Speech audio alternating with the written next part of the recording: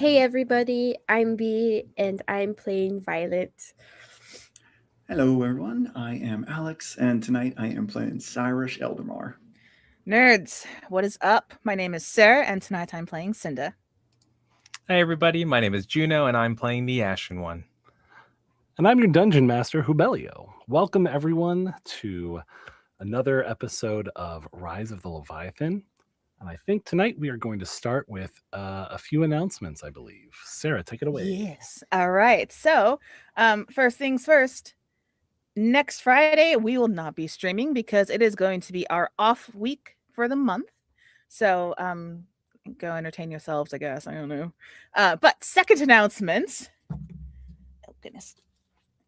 We have our giveaway still going. And all you need to do to get that lovely book is to go ahead and on any of our YouTube episodes, comment on your favorite moments, and please be a resident of the United States for shipping and handling purposes. And if you do so, you'll be eligible to have a chance to win this book. And if you win, we'll go ahead and reach out to you and get that going, and you'll just have a really handy dandy D&D DMing tool magically shipped to your mailbox or PO box or whatever it is you got out there. Yeah. Also, this is going to be ending on January 31st. So, the clock is ticking. That is all. Thank you very much. I think my favorite moment has to be that one time in the middle of combat when the Ashen One got in over his head. That Which one one? time? Oh. There's a few. Wait a Yeah. minute. They're all pretty memorable, though. I don't know what we're talking about at all. I feel like I've been the one carrying most of these fights. I feel like without me, we'd be doing a lot worse. A lot worse. Carrying or just being in over your head or, whatever the case is. Look, all I'm going to say is just that Cyrus, when he rolls the nat 20s, things get dealt with pretty effectively. And I think Alex is the one carrying. That's all. Things do happen. Things do happen for sure. Anyways, let's go ahead and get started. And we're going to come back into our story where we just left off. After a brush with a tall, dark, and handsome man that the Ashen One cannot seem to identify, the party quickly found trouble in a devilishly sinister figure named Nim. Cinder shared that she had some skeletons in her closet, perhaps some put there by Nim? ? After a bit of a tense scene, a surprise visit by a rather large creature caught the party unaware. An enormous turtle creature was attracted to and devoured an orange jellyfish, and then crash-landed on the market far below. With some assistance, the party was able to distract the creature long enough to be lured away before it wreaked more carnage. We open on the fish market. Many stands and tents have been flattened. Acolyte bodies lay strewn amongst the jetsam and flotsam.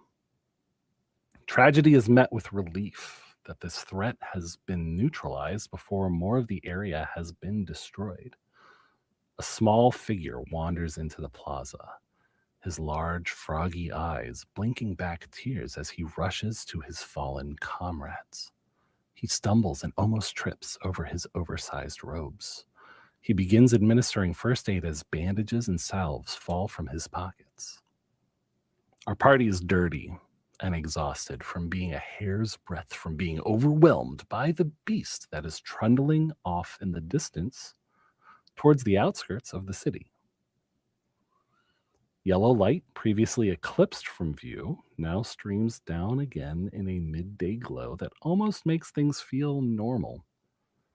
A fire burns nearby from an overturned oven. Flames lick the scattered beams and canvas of the stall as the fire grows. The crackling breaks the quiet in the plaza that has now been left empty by all save acolytes, some dead, some distraught, and all devastated. Welcome back. This is why we can't have nice things.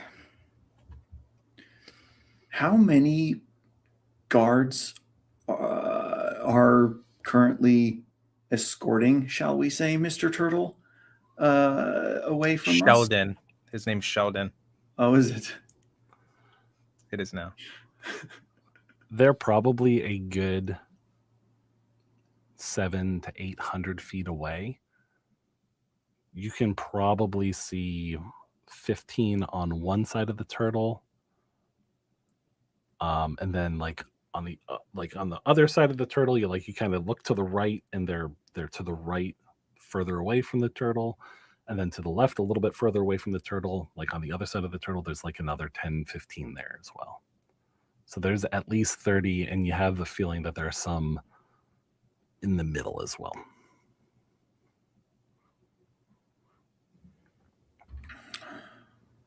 Okay.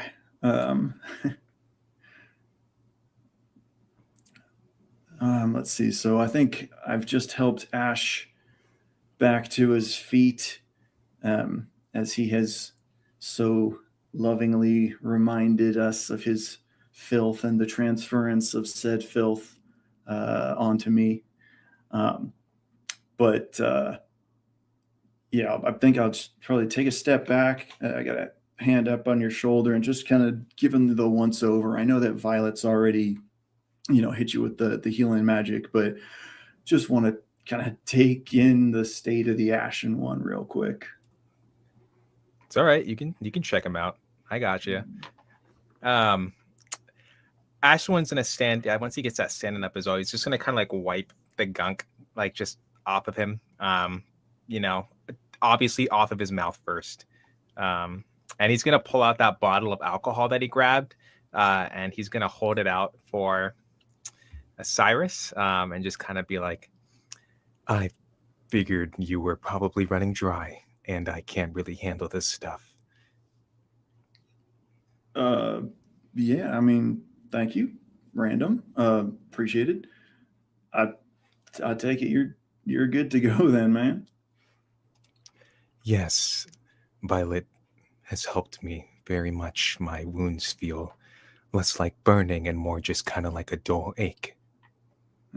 Yeah, I get you. Fuck though. Anybody?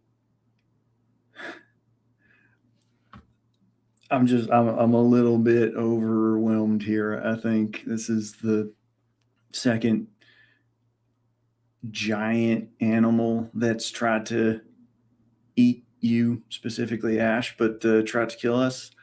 I'm just like, God damn. I don't remember this when I was here before. I'm just kind of wondering what the fuck's going on with it, to be honest. Yes, I do wonder how often this happens. I am not used to being from anywhere where things falling from the sky and trying to eat me are a normal occurrence. I would 100% like to bathe as soon as possible and maybe talk to somebody about improving the architecture of this bubble. Cinder is going to walk up. She was kind of close as you guys were having this conversation. I think I believe Helen said that this is a new occurrence. Like, it just starts happening since we got here, right? So something has changed in that time. And honestly, if you don't... Well, hold on. I'm not necessarily saying us, but if someone doesn't figure out what that is, I'm not sure how long the city's going to stand. Not at this rate.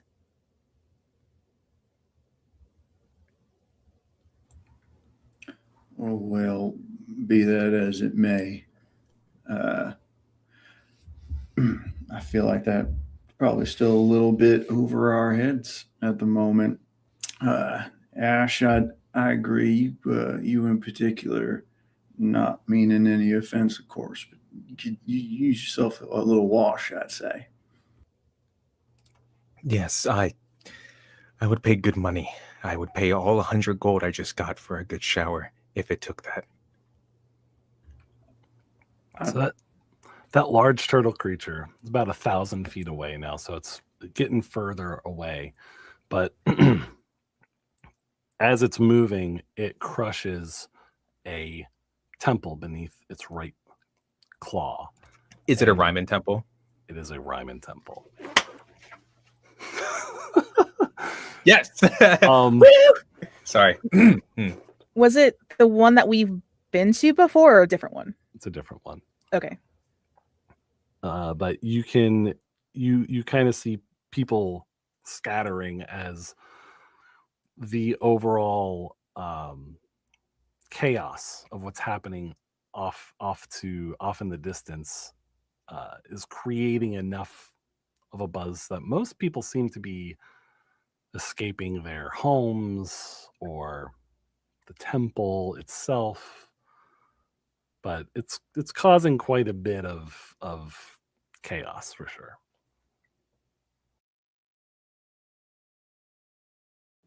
So we have that one cultist fairly nearby who is assessing the aftermath. I presume that is our good friend Phil. Is that correct? Yes, it is. Okay.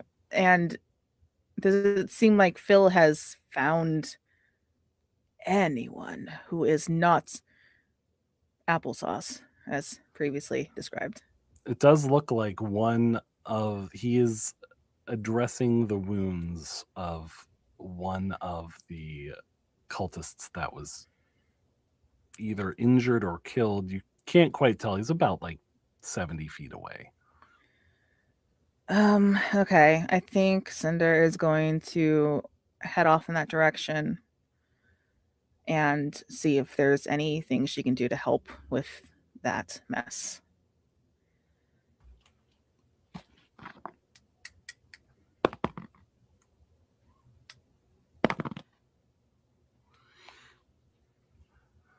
As you approach Phil, he is frantically grabbing at bandages that just seem to not really fit in his hands very well, or something along those lines. Just, please, don't die. Don't die. Just hold on. Let me see if I can help. And she's going to go over to the victim. Mm-hmm. Is the victim actually still alive? Make a medicine check. Oh, no. Okay. Fine, if I must. That's going to be a 7. There's a good chance this acolyte is still alive. Okay, that will be enough. And she's going to attempt to heal this acolyte by casting Cure Wounds. Okay. And seeing if that does anything. Okay. And they're going to heal for 7 points of healing. So as you extend your hand and magic transfers from you to this acolyte, the acolyte just starts coughing up blood. Oh, he's alive. And Phil says, "Oh, you did it! He's alive! You healed him! Oh, I don't think any of the others made it." Doesn't look like it. No, it's quite a scene. Oh my! Here, help me get him out of here. And she's going to kind of start trying to drag him away from all the ick. Okay. Yep. He kind of gets under one arm, you get under the other arm, and you're helping this person who is healthy enough to wipe some of the blood off of them and proceed forward.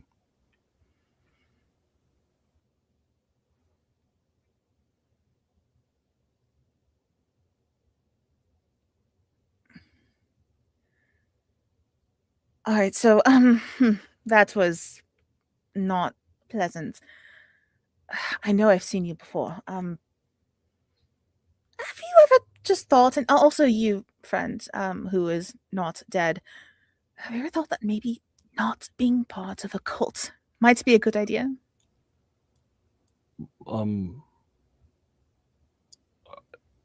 What cult are you talking I'm about? sorry, a smaller, less recognized religious organization. Oh, you mean the temple? Well, the temple Sure. temple stands for good. We do good things.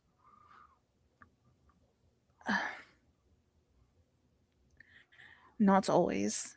At I mean, least, perhaps the intent is good, but sometimes the methods, not so much. We're supposed to lead people to the light. Your name is Phil, right? I think that's correct. That's right. Yeah. Okay, I told you before that we saw your leader stab himself, and he was surrounded by his brethren in the middle of the university district, right in public. Yeah. It was not a good scene to watch. And neither was this. Yeah, that's. I've been asking about that, and they said that that's only if a jellyfish dies. Well, should that be happening right now then, as a jellyfish has died?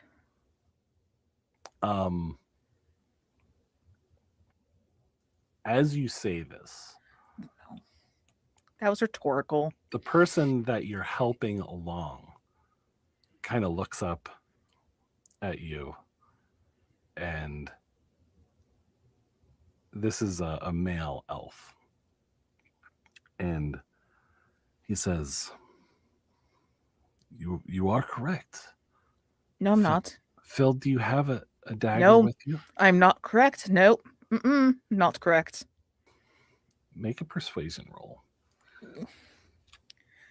Could I argue for advantage because I saved this wayward person's life?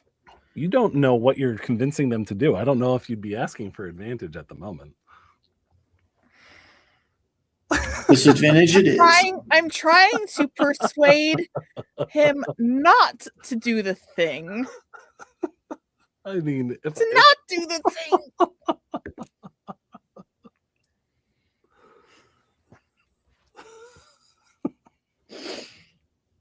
What'd you get? It's a natural 20.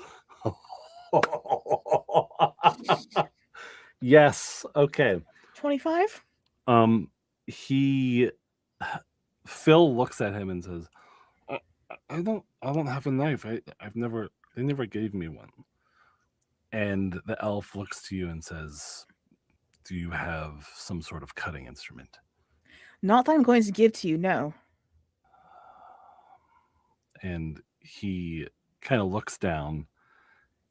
I'm going to position myself further away from him so he doesn't try and snag any of my daggers. Okay. He's going to walk towards that fire that's crackling at the stall that I mentioned, where the flames are kind of leading up the beams and eating the canvas. He starts walking towards that.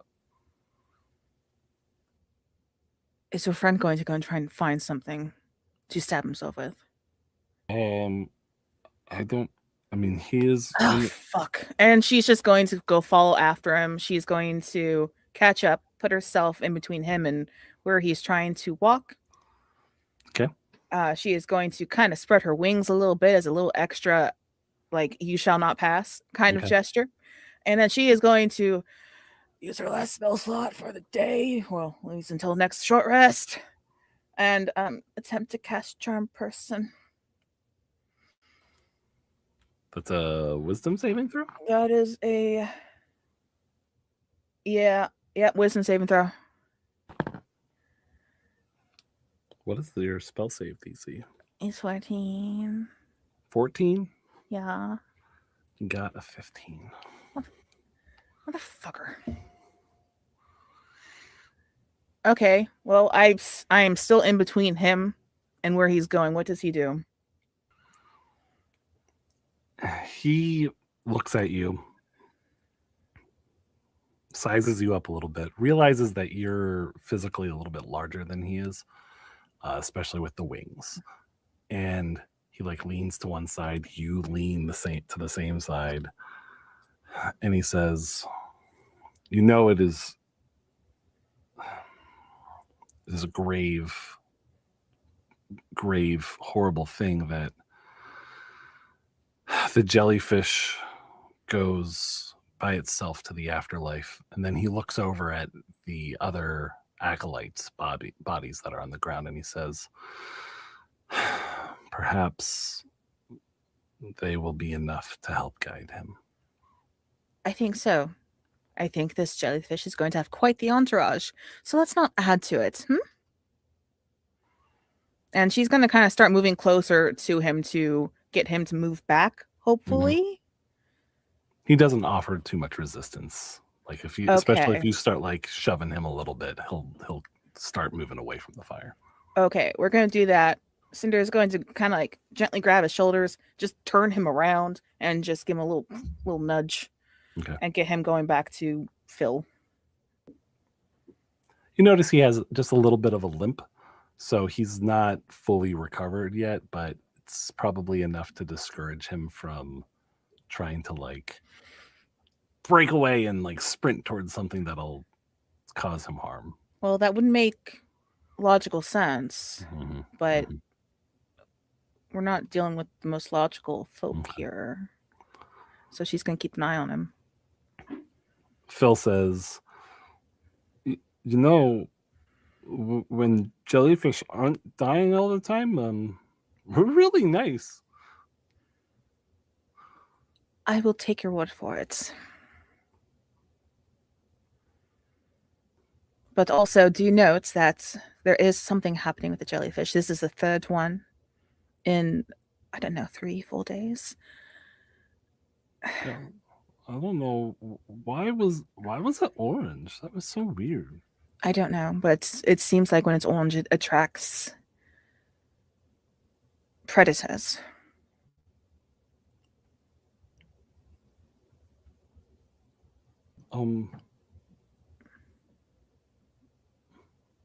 Priest Malik, do you think you'd be all right to go back to the temple with me? The elf looks down at him and he says, "I suppose we should probably make everyone aware of what has happened here." Oh, okay. Well, I guess we'll go then, unless you'd like to join us. Oh, nope. I am quite good there, but thank you so much for the offer. But I do have a request. You seem to know the most about these jellyfish. At least that I've come across. Who are you referring to at the moment? Mostly the person who has been identified as a priest. Okay. But just the organization and kind of just general. Okay. If you guys can come up with any sort of reason, anything that might be causing these jellyfish to turn orange or make them more tempting for predators, let us know, all right? There's something happening here, and if we can stop it, then I don't know. Maybe, just perhaps, we'll have one relaxing day in the city without something falling on us and trying to kill us. It'd be lovely. The elf furrows his brow and he says, "The forces of evil are always looking for ways to bring down those that shine out the brightest. Maybe we need to be looking for evildoers." And Phil kind of like nods, like he said something very wise. Cinder's just rolling her eyes at this point. Well, if you can come up with anything that is actionable, let us know. Helen or Kirk Talos, they'll know where to find us. Very well. And also, Yes. One more thing. If you do see another jellyfish turning orange, Mhm. don't stand underneath it. We must honor the jellyfish, but maybe we'll stand just off to the side. A good distance off to the side. As you can tell, other things come down with it. It's worth thinking about for sure. Good. All right. Good luck. Don't die. And she is going to turn on her heel and rejoin the party, and she's just going to have this incredibly exasperated look on her face when she does. Well, on that note, because that was about a 10-15 minute conversation there. As soon as Cinder walked off, kind of, like I had the Ashen one by one of his shoulders. Come on, man, let's go get you cleaned up. I kind of, not like, super aggressively, but kind of gently turn you and start heading back towards Kirk's shack. Yep. And I will not contest that.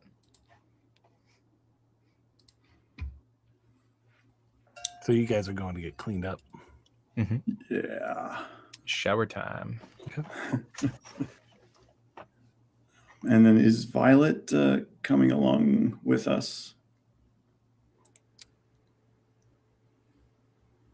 I think she would stand there for a moment, and the second Cinder's done with her conversation and starts walking back is when she would then head back to the shack. Okay. So as the elf walks off, and Phil just like is looking at Cinder's face, like trying to figure out what exact emotions Cinder is exhibiting. It's kind of just like mouth kind of slack jawed just a little bit. And as the elf walks off, he takes like 6 or 7 steps and he says, "Come along, acolyte."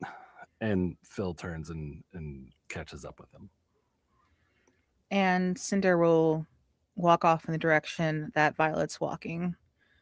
She's a little tired and not feeling great, so she's not sprinting to catch up.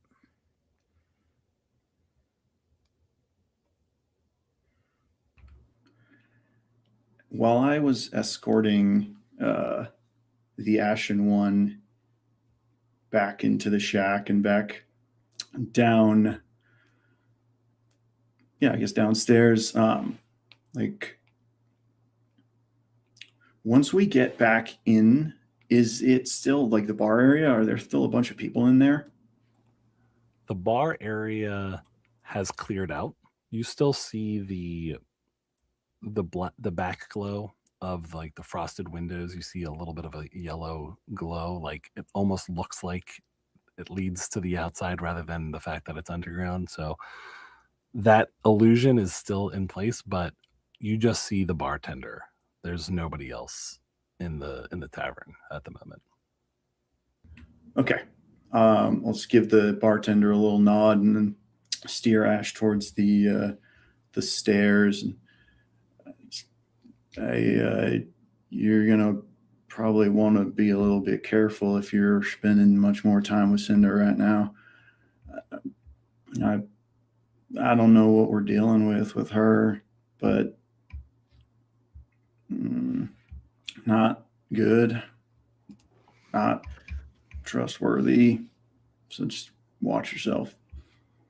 I see what you're talking about. I trust Cinder. I do not trust Cinder's friend. But I am a little cautious of the influence they might have on her. Yeah. Ash, I'm not going to talk out of turn, but just trust me when I tell you I know a thing or two more than you do. And I need you to be on your toes. Stick close to Violet. Keep an eye on her. She's on her toes, trust me, but such as it is. But just, I need you to be present while we figure this out. All right, man? I will be present. I will try my best. I would agree that there is a lot that you know that I do not, but I do have a good feeling for the contents of somebody's soul. Or their spirit, I guess I could say. Mm. We'll see. Come on, let's get cleaned up. Perfect. And as they're heading kind of like down the steps towards where the showers and the baths are, Ash is just gonna like slip a little bit just from the slimy kind of gross saliva-ness, but catch themselves. And then kind of just keep walking down and head down there to go wash off alone. Okay. Is Violet and Cinder, you're also heading back into the tavern? Yes, I'm immediately going to my room though. Okay. I think Cinder is going to make a quick little stop to the bar first. She'll get a glass of wine, I think. And then she will also go to her room. Okay. And you can all take a short rest.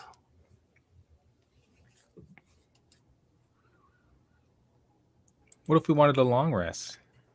I mean, you could take a long rest if you really want to, but you can have a short rest before that. That feels like a trap. What time of day is it? A little bit afternoon. Okay, that's what I thought. Gotcha. Yeah. Is the feast gone now? I would say, yeah, after the short rest, the feast will be gone. Okay. For my mom who listens to this podcast, could you give a quick reminder of the bonuses of a short rest? Short rest, you can do a little bit of healing. When you are a certain level, you have a certain number of hit dice. You can expend those hit dice to determine how much you heal. Some classes, like warlocks, can also recover their spell slots. There are a few other kind of like tiny bonuses, like some bards get that. So depending on what your class is, you can benefit a few different ways from a short rest, but it's basically a little bit more than just catching your breath. You're actually resting for at least like 30 minutes to an hour. Perfect. Thank you. Of course. Yeah. She's always asking me like, what is this? What is that? You know what yeah. else she said? She said she likes Violet's voice and didn't say that about my voice. And I was like, it's one of the most obvious tells that I was adopted right then and there. I was Hi, like, mommy. Hi. stop it. That is great. That is great. I just heard something going off. What was this in Roll20? Oh, yeah. I see some hit dice being rolled. That's good. You're recovering some health. Anything in particular or specific that you're doing other than cleaning up, regaining, like refocusing on healing, getting spell slots back? Anything else for your short rests here? I think, you had that hand up. Oh, You got okay. it. You go. All right, I shall go. Cinder is going to take a look at the bit of parchment and the other text and stuff that she got from our unnamed librarian friend. Okay. And she is going to start working on that. Okay. With that short rest, we actually have had a little bit of conversation about that text that you see. So that is what you have figured out is what you have figured out about it. Okay. Who needs dice rolls?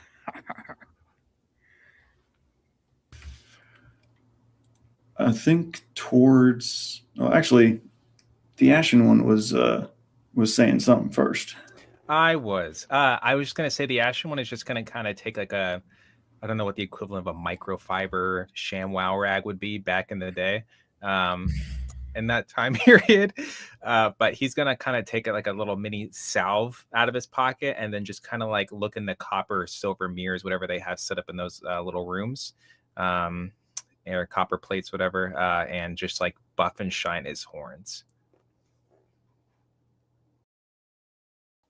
Can I have Violet roll a straight d20, please? Don't do it. Pick a number 1 through 3, Jobs. 2. 2. 2. Okay. 5. You just managed to lose your exhaustion. So low ass DC. Yes, it I'm was. gonna take it. I'm gonna take it. It was. Thank you. Mm-hmm. It wasn't modified, so I wasn't having you like make a specific save. But yeah, as you rest in your room, you feel as though the bad night's sleep that you had is starting to wear off, and you feel like you're kind of waking up a little bit more. Perfect. I'm not gonna complain. Thanks. Mm-hmm. You sure? Oh, you mean we could just give you back? Thanks. He's like, guess who's getting drawn pregnant? You. The Ashen One. I think towards the end of this, or maybe at the end of this period, while Violet's relaxing, she hears a knock on her door. Who is it? Cyrus, Come in. step in, shut the door behind me. I'm going out for a little bit. Got to look into some stuff. Keep an eye on things, while I'm gone. You don't need company? Nah, I don't want to draw too many eyes to me, we got enough, as it is. And frankly, I'd rather have more eyes here. Okay. Be safe. Yeah. I'm not planning on being gone for too long. If sun sets and I'm not back, pretty sure something went wrong. Okay? I will keep that in mind. All right. Be good. Have fun. I'm going to turn and head on out and back up out of the shack, and I'm going to resume my trek back through the city because I still have to get to church. It's going to church. All right. Everyone else, any plans for the mid to late afternoon here?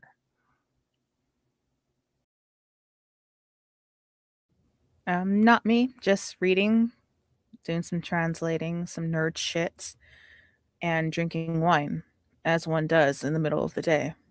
That is all. Where are you currently at, Cinder? She is in her room. Okay.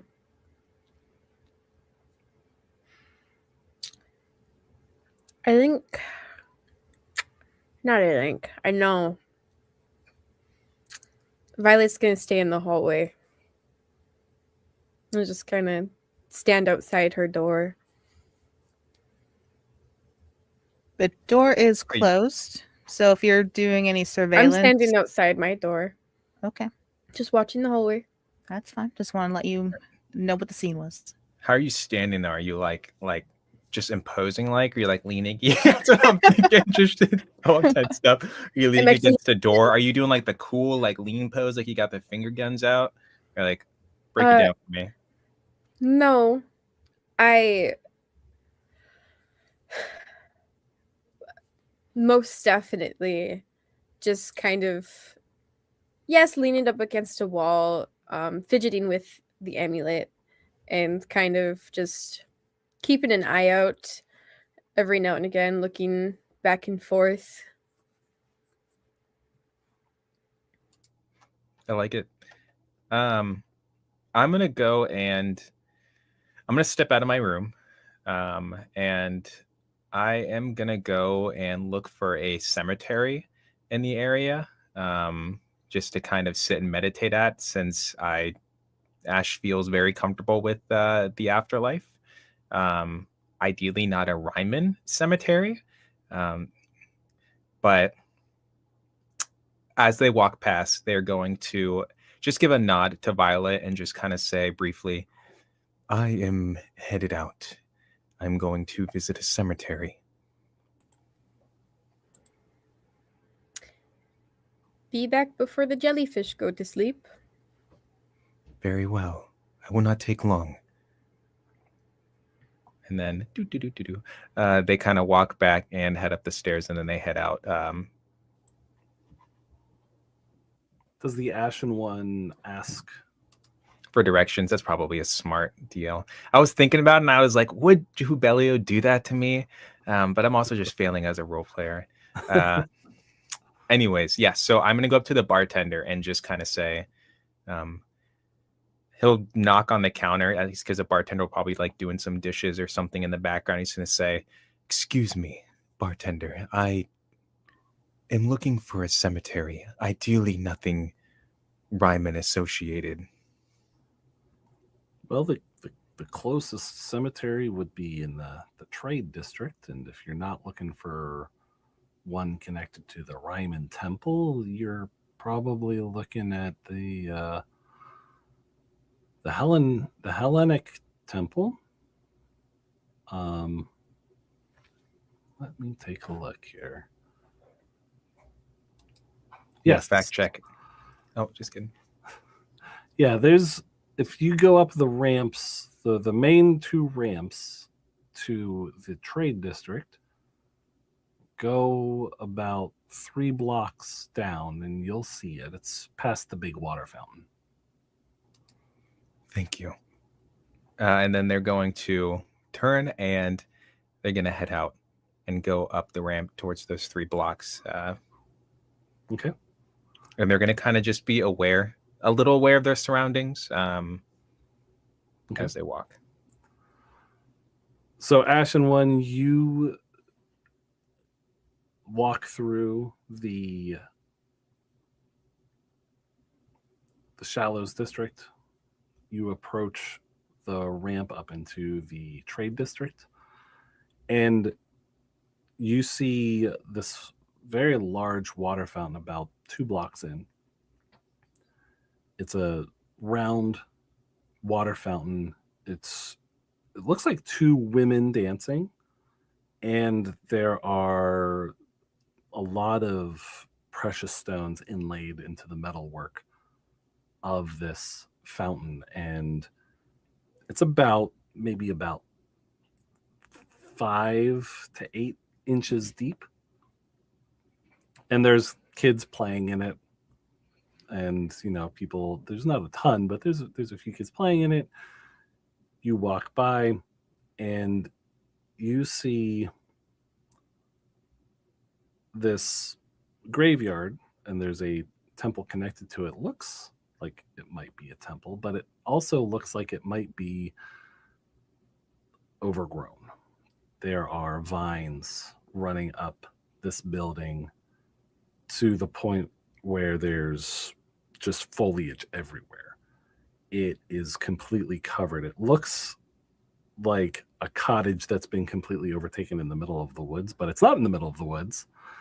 It's obvious that it's been cultivated to look like a completely overrun building with plants, but there's something very distinctly disorderly about this temple. The gravestones are not neatly rowed. They are almost haphazardly placed in the graveyard, but not in an ugly way. There's serenity that's connected to it. You feel like it wasn't necessary for it to be built according to like strict schematics. Like it's completely against like rational architectural ideas, but it works, if that makes sense. And so you sit down at a bench. Well, there's a bench there that's right outside the graveyard that you can sit down and kind of look over the graveyard if you wish. Yeah. If there's no way to kind of get into the graveyard, that wouldn't just upset a bunch of people. Mhm. So yeah, he's gonna walk over to the bench. What is the bench also just overgrown as? No, the Or bench would just a bench. the bench would be about 10 feet away from the gate, Okay. so it's separate from the graveyard, so it's not overgrown as well now. Okay. And on a scale of like 1 to 10, how attractive is this bench? Ooh, it's a firm 6. Okay. I'll take that. He's gonna walk over to the bench and he's gonna kind of just gently glide his hand like along the kind of like the wood of it and just brush it off. And then he's gonna sit down and then close his eyes and meditate for about 5 minutes so that he can kind of see and sense the spiritual presence. For the Ashen one, he really enjoys being around other spirits. He feels like, it's just a natural cycle of life. And as he's doing that with his eyes closed, his hair isn't like floating all the way up, but it's kind of just very slightly. If you kind of knew what to look for, the hair on his neck was just kind of floating just a little bit as he's just attuning to these spirits in the area, if there are any. And when he does that, how he kind of looks at him, he like a old person reading a newspaper with a loaf of bread on a bench with a bunch of pigeons, which you don't feed birds bread, it's bad. But anyways, it's kind of just like that, it's just like a lazy kind of like comforting thing. He's just overlooking the spirits and just kind of watching them, not washing them. So as the Ashen One slips into an altered state of consciousness, we're going to now move to Cyrus, who has made his way back to the University District, and he is standing outside the Ryman Temple. Okay. Now, please remind me, because I'm incredibly geographically challenged. Mhm.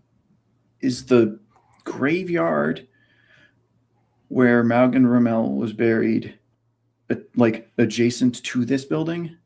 No. They walked from the University District into the nobility district? Into the nobility, yes, that's correct. Okay. So it was about a 10-minute walk. Okay. I just needed to make sure I didn't go like an hour in the wrong direction real quick. So Sure. perfect. Okay. So I'm good to go. So yes, I'm going to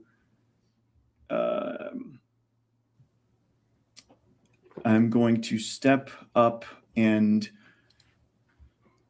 preferably into, if there's like a shadowed kind of alcove that I could step into just briefly, so that I can cast Disguise Self.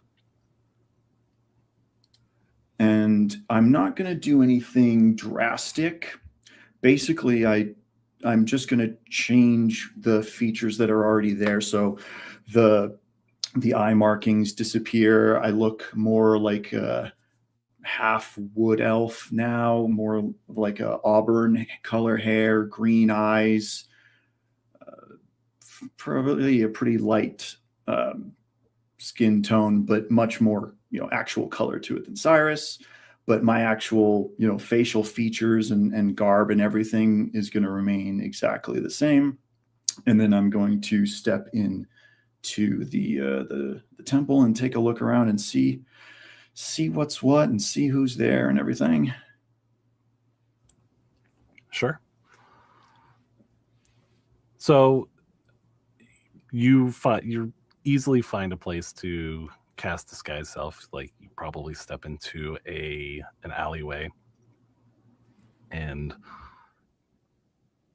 upon looking around, you're not seeing a whole lot of foot traffic.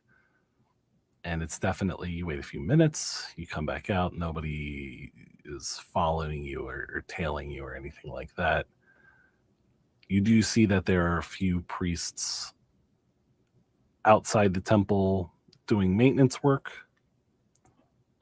Nothing major, but the temple is open and there are priests inside currently. Alrighty. I want to walk through, if I remember correctly, the room where he had put the holy text was kind of like at the back off to the right, I think it was. Yep. So I want to go to whatever the front rightmost pew or whatever their seating arrangement is and take that and, take a sit down and clasp my hands in front of me and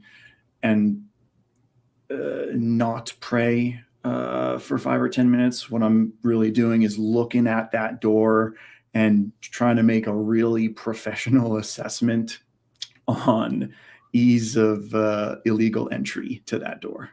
Okay.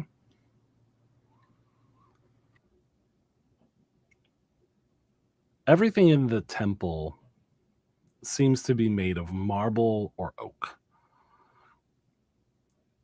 And the doors seem very solid. Everything seems to have weight.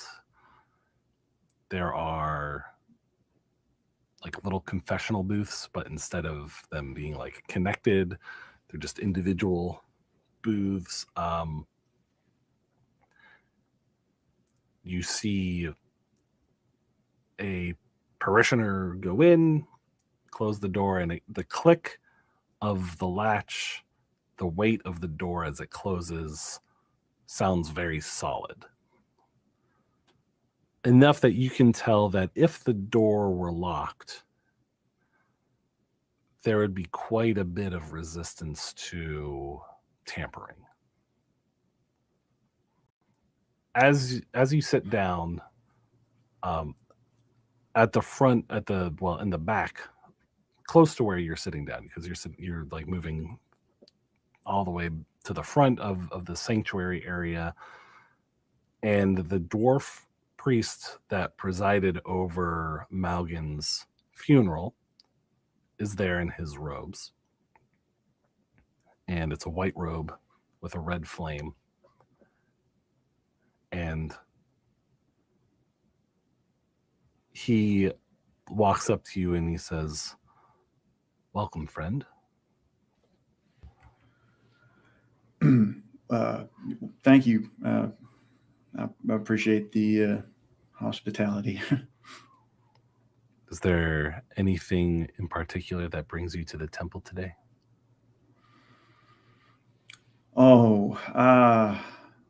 I mean, honestly, I've mostly been feeling pretty lost in general, but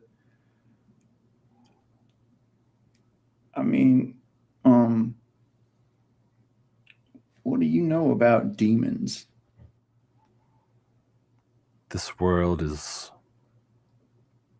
full of reasons, things, people, and creatures that can draw us away from the straight path. But only one path is worthy of being traveled. Demons exist. They have their own twisted morals. But they are not the ones that travel the true path. No doubt about that. How would you go about killing one?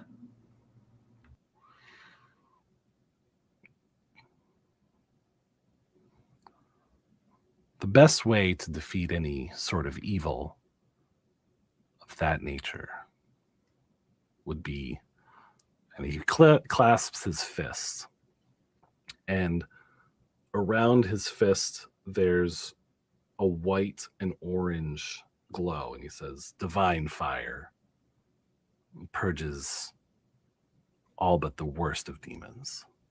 And his hand stops glowing and he unclenches his fist. Thank you. Father, I'm sorry, I don't know how to address you properly, sir. You may call me Jaha or Brother Jaha. Thank you, Brother Jaha. May Rymor guide your path straight today. Yours as well. Thank you, sir. I feel a tad bit lighter, I suppose. And he nods and walks to the front of the temple area. I will ostensibly finish whatever prayer was up.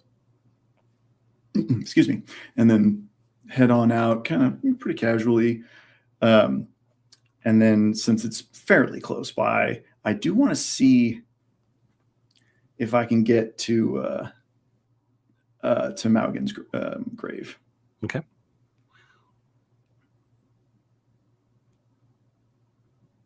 Make a survival check real quick. Okay. Okay, it's not too bad. 12. Okay. So you remember that the path leading to the grave goes past the guard stations, leading up to the nobility district. Mm-hmm. So outside the temple, maybe about 100 feet is the closest guard station and path upwards. Okay, perfect. I'll head over there. I assume that there are guards stationed there.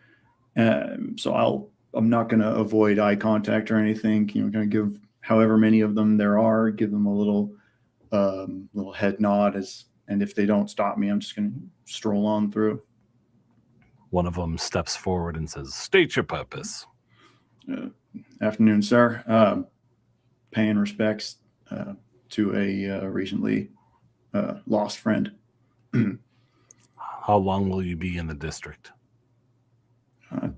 Not too long. Let's say goodbye and then head back, I guess. All right, you will have an escort. Well, that's fine with me. My head's kind of, And the guard allows you to walk forward, and if you do walk forward, he follows about 15 feet behind you. Perfect. Yeah, I'm just gonna, head back as is normal, or as would be normal for me, and just see. Very curious what I'm going to stumble on when I get there.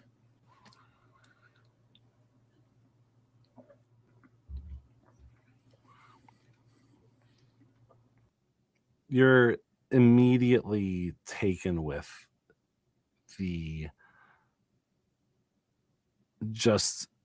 absolutely different vibe of the nobility district. Walking through, you hear pleasant chimes ringing, soft music playing, mists of fluorescent and iridescent colors as you go by ornately decorated houses, buildings, offices, shops, cafes, eateries.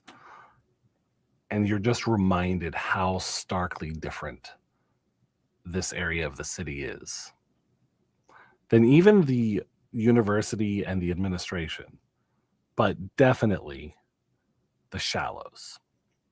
It feels like you are in a different world. And it almost distracts you from where you're going, the feeling of disorientation.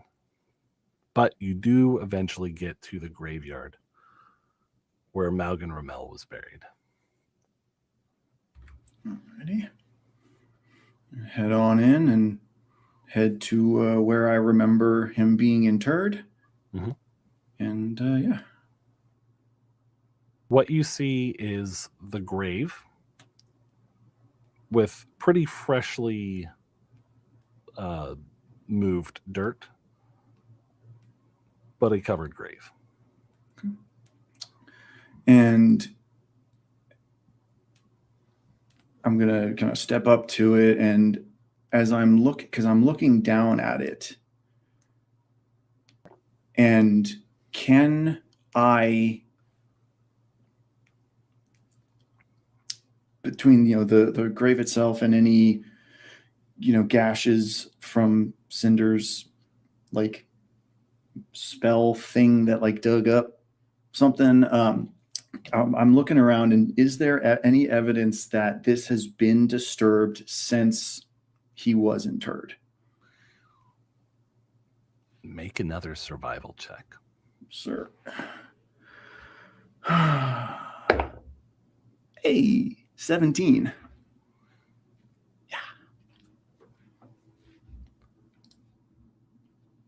The grass is finely manicured. It looks like it's about 4 inches tall, very uniform across the entire graveyard, except for that disturbed earth that's covering his grave.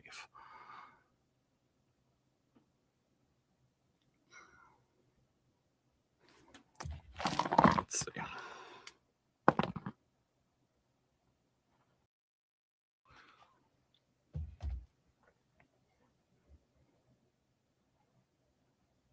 Looking at the rails of the graveyard,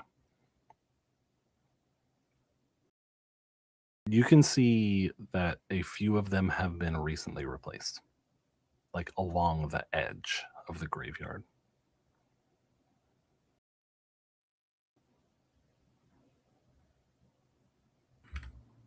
Okay.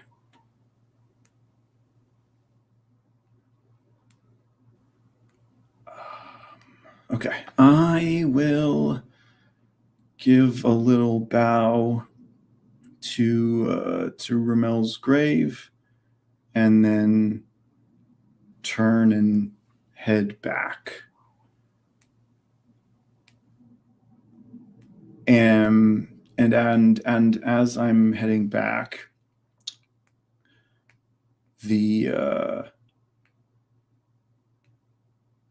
no, that's too metagamey. Never mind. I'm just gonna head back. Okay.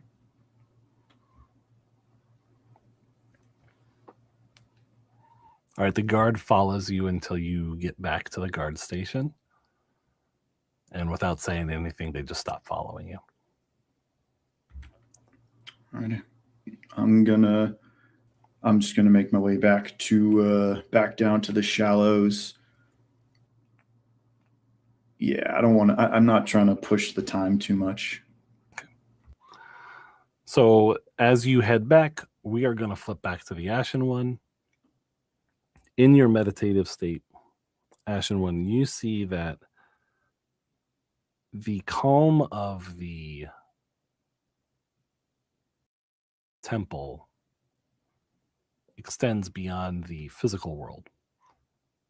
You detect some spirits that are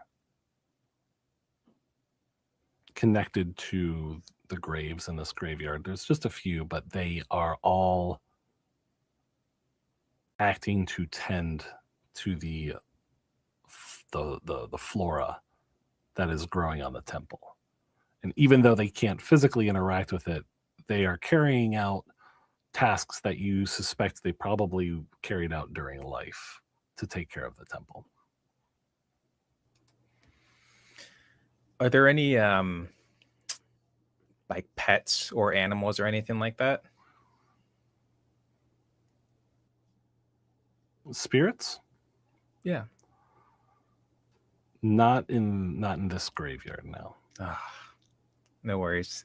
Ash is just gonna kind of, he's kind of just gonna relax as he watches him. Maybe like a faint like quirk, like up at at the corner of his mouth. I'm just kind of like the slightest like little bit of a smirk that maybe he doesn't even notice happening, and he's just gonna watch them for a little bit, and then he's gonna stand and then make his way back as it gets darker, or not darker, later.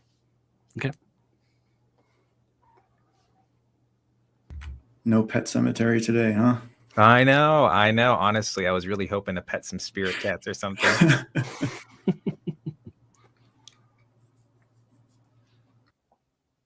So it's probably like starting, evening is setting in here as the two of you are heading back. During that time, Cinder or Violet, anything going on? On my part, I'm going to say that little puzzle you gave me took about an hour or two for me to figure out. So I'm translating that to the character. She's just doing that until. Okay. Yeah.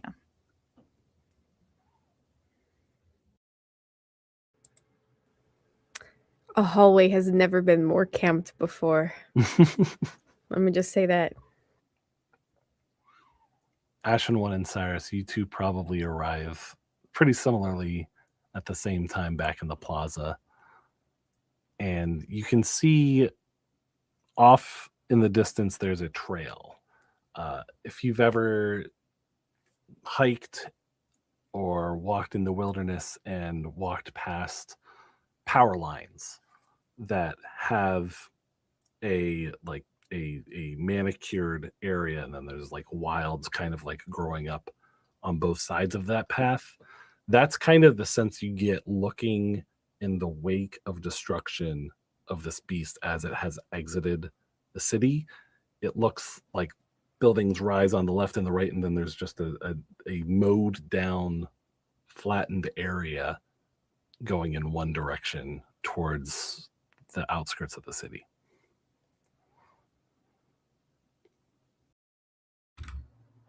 I think, seeing as we're getting back at same-ish time, probably link up in the plaza. I would figure, kind of both glancing over at that trail of destruction and kind of just shaking my head like, fuck, man. You do remember when that thing ate you a couple hours ago, right? Yes, am I supposed to forget that? No. I mean, I'd hope you wouldn't. You're just, sometimes a little bit not all the way here or there. So, seeing where your head's at. It is on my shoulders. I am here. I am present, as you have said. Yes, you are. More so than usual, actually. I suspect you might yet develop a sense of humor after all, Ashen One. Humor. Tell me more about this humor you speak of. Okay. So you don't remember too much about you, right? I remember some. It comes back in pieces. Sometimes painfully, and sometimes it just feels like a dull throb in my head. But it is slowly coming back. Do you remember laughing?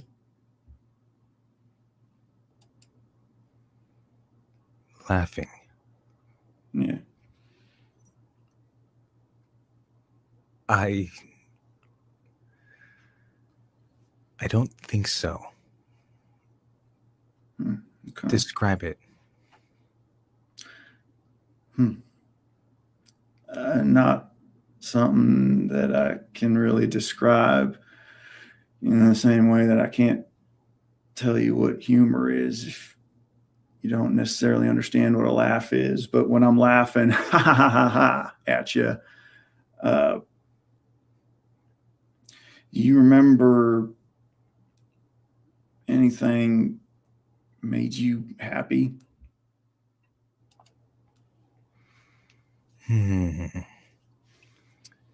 Happy. Happy. Can you describe happy? Yeah. Is it also where you go, ha ha ha ha ha? Sometimes. Yeah, sometimes that's part of it. Happy is you feel warm inside, but not in a way that scares you, not in a way that feels wrong, more so like a sense of being, a reason to be. And it's like that mixed with watching the sunrise and feeling the light of it touch your face. That's what happiness feels like to me. Yes, I think I understand. It is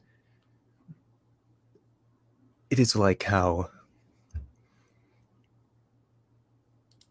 Cinder is after they have freshly preened their wings, or like how you are when you have a refilled flask and you are able to drink again, or like how Violet is when they wake up and they realize that their important heirlooms or whatever it is they keep on them are with them. The necklace and the ring. That is like happy. That's maybe part of it, yeah. I think I am understanding. I think I feel this happy when I share a meal with everybody. Yeah. Yeah, that ain't bad. It's a good start, man. And I will figure out this laughing thing and humor. I feel like it rings a bell. It is hard to remember. I am trying. I am getting there. Yeah, no, I could tell. Yeah, just a little more. There's more to you here. I don't know. This, with all due respect, Ash, he came off mostly as an airhead to me. You know, I didn't really think there was too much going on up in there, and maybe there wasn't, but not for the reason that maybe I thought. You know, so it's good to meet you. It is good to meet you as well, Cyrus. By the way, the Ashen One, Ash. What is your real name? Do you know? I am still trying to learn that. I was hoping that my brother could help me remember it. We were parted too soon. I do not know why he did not tell me that right off the bat. Maybe, I don't know. I don't have a brother, I don't think. But maybe he figured do more harm than good to you. I would not mind learning a name. I have been given titles and stuff from other people, but I have never had something that I have chosen for myself. And I hope that whatever name I have I hope it is strong. I hope it is a good one. And I hope it has meaning. Yeah. Yeah, it matters. You know, why you call yourself what you call yourself. Yeah. And say you're in a pretty unique position as far as that goes. I mean, you know, we've been calling you about what we've been calling you, but I mean, if that's not who you are, that's not who you have to be. I mean, you can find out your real name down the road if you want and go with that, but I don't know. You want to be Ash for a while, that's fine with me. I'm good with that. 3 letters I can manage.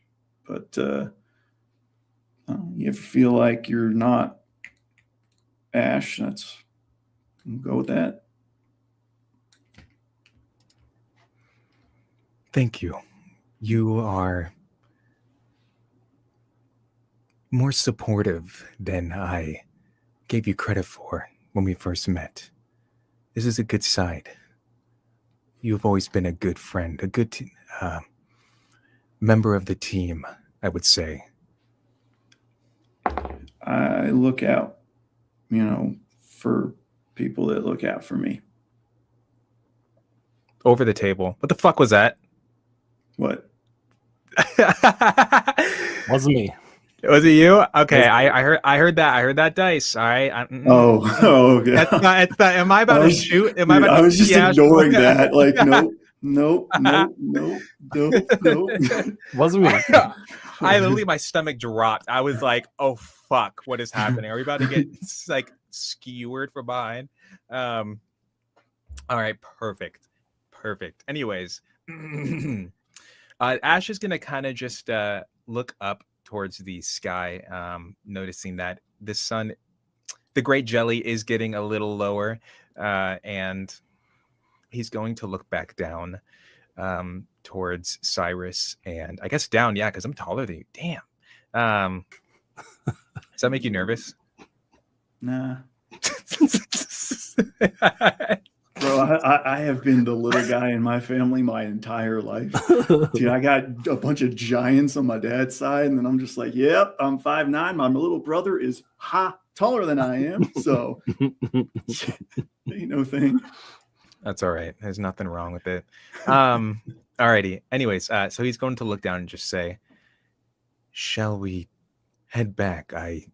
Like I said, I have a lot of trust in Cinder, but I do not trust the demon that is with Cinder. I would hate to leave Violet alone for too long. Yeah. Don't worry, there's going to be more on that. I just need to gauge your headspace real quick. But yeah, no. There's going to be more on that. Don't worry. Good. All right, put a smile on your face. Let's go. And we're going to head on in. Okay. You head in. There's a few more people in the tavern now. It seems like it's about getting close to dinner time. And it seems almost as if the events of the day are being shaken off by the folks partaking in food and drink. And if you're pushing past the crowd, you would go down to your rooms and you would still see Violet in the hallway.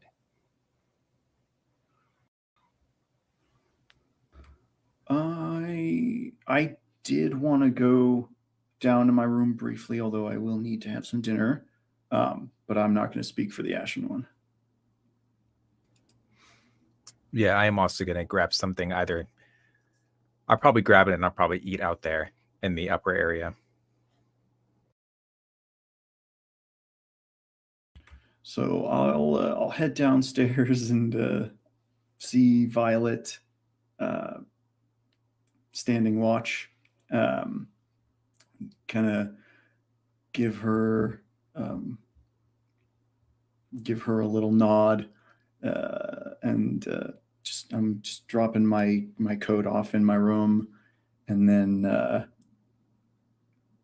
as I come back out, I'm going to turn to head back upstairs.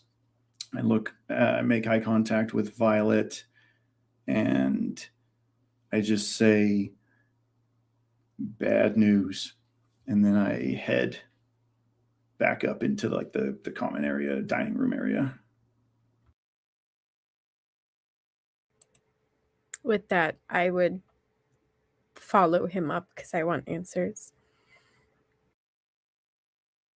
So Ash and One, you all see them come back into the tavern area. You know, I don't think that Ash is reacting like that for Over some here, reason. over here. Hey guys, Yeah, hey guys, over here. Oh, Ash, yes, right away. Come now.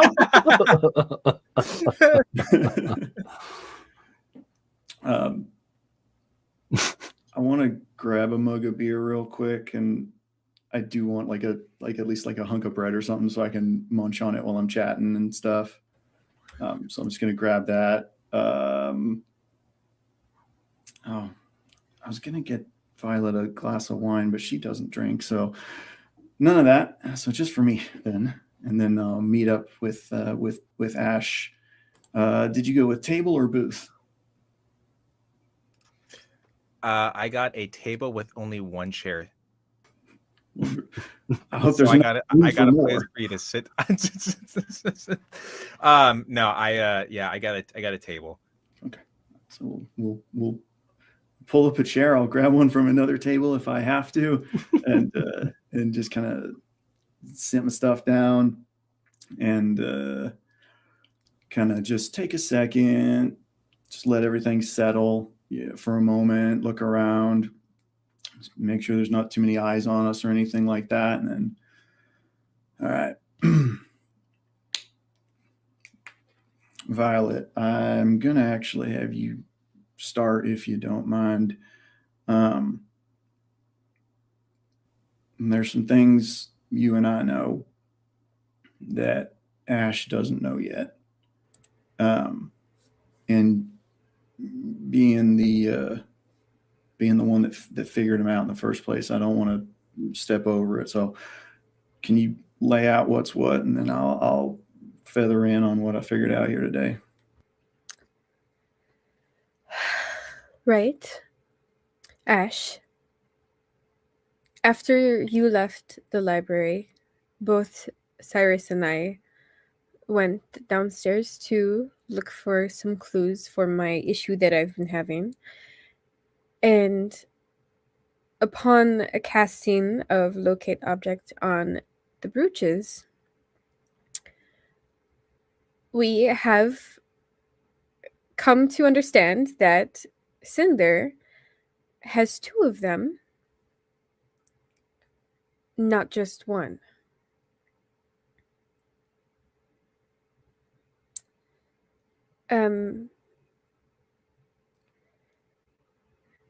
I have, and sorry, along with the whole Nim thing,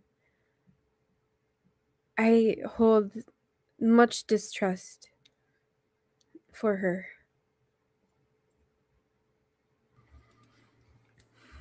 Have we asked Cinder why they are keeping him from us? Not yet. Need to get our facts straight before we do anything rash or otherwise. So no, we've yet to breach the subject with her. I mean, hiding things does seem to be kind of her modus operandi, as far as I can tell. And I mean, Nim, she clearly had no intention of letting us know about her, And even after that, when we were asking, what's going on, she had a chance to fess up then. So I don't know what's going on. I'm not a fan of it. And I was out kind of looking into it a bit. I can be a little narrow-minded sometimes, so I could only see two scenarios, right? Because I'd seen two brooches already, right? One on Ballambrim, one on Mag and Ramel. As far as I can understand, Cinder either has both of those, or she has Ballambrim's and her own. So I went through town. I went back, took a look at Madigan's grave.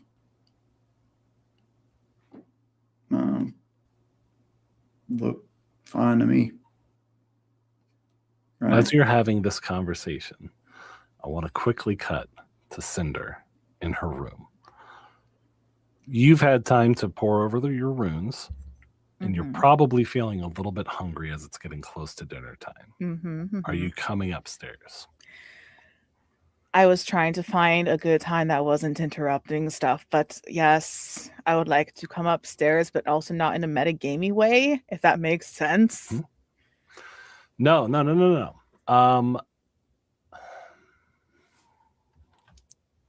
Give me a second.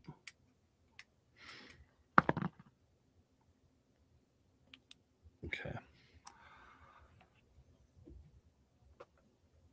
Cyrus, Violet, Ashen One. Make a stealth roll.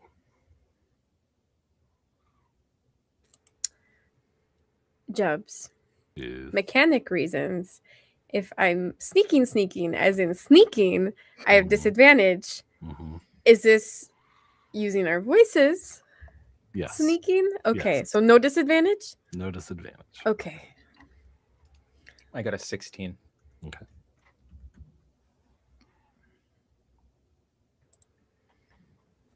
I got an 8. Mine's a little obnoxious. It's a 28. Jesus. Okay.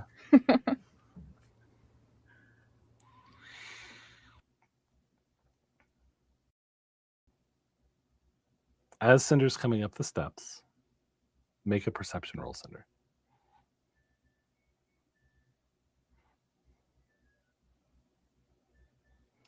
Man, I feel so bad for Cinder right now. I gotta tell you, like, above table, this feels so weird. I feel like I'm eavesdropping. I'm like, should I mute myself? Okay, so for perception, that's a lovely 4. Okay. Does Nim have to do a roll for Nim too, since they also Okay, heard the whole? You don't. We don't know. Sorry. I don't know. Maybe if you say her name 3 times, she'll appear. Who knows? Oh, please don't set that precedent. Let's not do that. So as Cinder comes up the stairs, you see food out available to take, and you eventually see your party sitting at the table. But well before that, you all notice Cinder, and you cut your discussion short. Okay, so Cinder actually has a bit of a look of excitement, of accomplishment. She did a thing. There's a look of pride on her face, like not something you've probably seen her with so much. So she is going to rush over to the table, or walk briskly rather to the table. All right, so I think I found out something. I might have a bit of good news, but I'm going to go grab some food first because that was hungry work. And then she is going to go grab some food, and she'll return to the party. She'll take is there a seat? She'll grab a seat. It seemed like there were some weird seating things happening earlier. Sure, yeah. So she'll take a seat, and she will take out a piece of parchment that is looking rather worse for wear. There are smears of ink on it. It looks like things have been crossed out. It is crumpled a bit. This thing has seen better days, but there's all sorts of weird markings, and then of course there's like a line beneath it of stuff written common. And she looks at everyone. I think I figured it out. And she is going to unfold this, and she is going to read. Okay, so I think I mostly have this sorted. There is one character, one rune that I was not able to figure out, but I believe it says something along the lines of order from Magister Artorius Vicinius Claremont. Kelsorian, the Kel part, I'm not entirely sure about, has ordered the destruction of all areas of the city that are not floating, and to please evacuate all areas immediately. I think I solved it. Mostly. Pause. Violet is going to stand from her seating position and kind of trying to, in the most intimidating way she can, which is probably not very, lean over the table towards Cinder. Are you going to share how you can read ancient runes? I suppose I could if you want to get out of my face a little bit. That'd be lovely. I'll sit back down. All right, so cat's out of the bag on that. I couldn't read it at first. I couldn't. But I don't know, a day or two ago, all of a sudden I could. But that being said, I can't. I use the word reading rather generously. I was in there for hours trying to figure this out. It's not like a book you can just read or anything. I suspect it has something to do with my relationship with, But the point is, we have something we can work with. This could, I don't know, change things perhaps.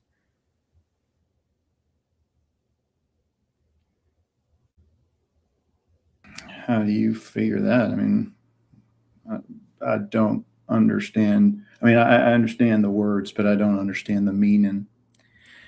Well, I don't either exactly, but it can be translated, right? So, that breach, it was a clue, right? I don't know exactly what it means in common. It seems like it's initials, but it's something, if there is anything there to be had in the first place. Jobs, those names and things that Cinder was saying, especially what is it, Kelsorian, does that ring any bells with Cyrus? Make a history check. Can I also make a history check? Can I also make a history check? Yeah. You probably won't have to answer anything on my behalf, but I got a dirty 20.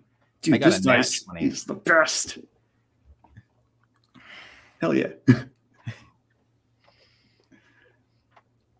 reading words is one thing, understanding the meaning is another. I got a 5.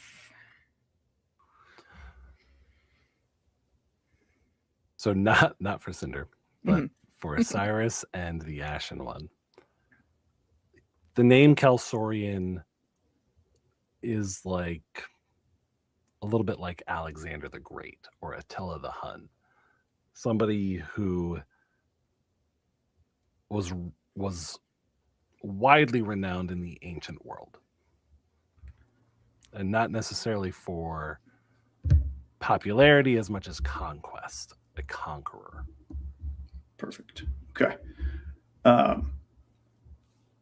Cinder, I mean, as far as I can tell, this is what, like some history text or something. I mean, it's, I think so.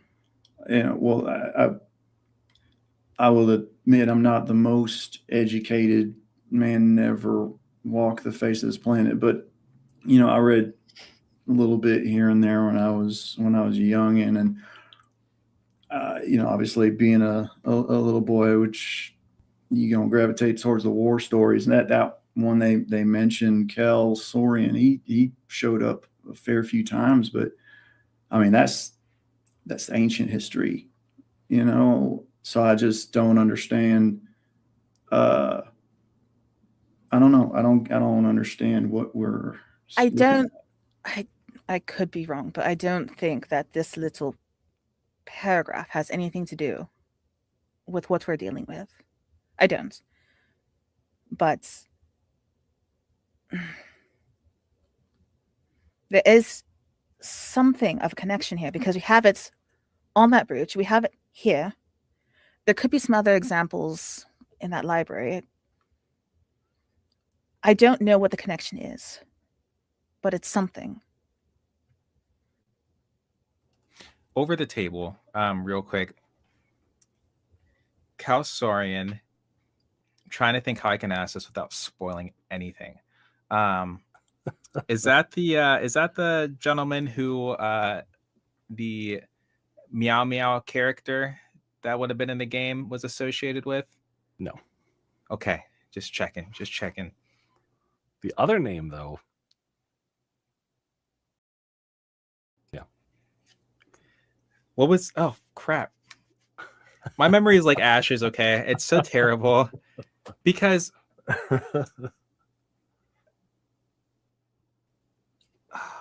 Well, that's good if it's like ashes because we don't want a metagame. I know. I'm just trying to think now because there's just things that like are things and things. Mm-hmm. That's all. I'm done. Okay.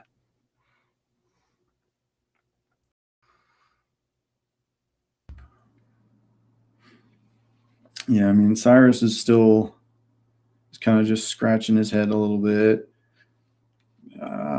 Take your word for it. I mean, yeah, I see the connection, the brooch and whatnot. Yeah, I mean, I guess we'll keep an eye out for more than the ancient rune things, and hope they don't show up too often. I think. I've got a question for you since you've read something about this. Do you know how long ago that was? Would I, or is it just like ancient history? Over 2,000 years. Okay. Literally, so far as I can tell, 2,000-3,000 years ago at this point. Oh. And Jubs, the brooch that I have, it doesn't look 2,000 years old, correct? I think I might have asked this before previously. Correct. Okay. All right, so there's a language that's 2,000 years old. That piece of jewelry was not 2,000 years old, so I don't know. I think there's some organization that's using this language as some sort of secret code, perhaps, in modern times. I mean, it's a fair thought, good way to keep a secret written is if ain't nobody else can read what it says. Still don't know what these initials mean, though. Above the table, did you tell us what they were? I can't remember now. I think she said it to the library dude, and I think we were all there at the time. Yeah, I think so. So originally TG, now ZM. Yeah, I mean, I think, is it fair to assume that none of us know anyone or anything ZM off the top of our heads?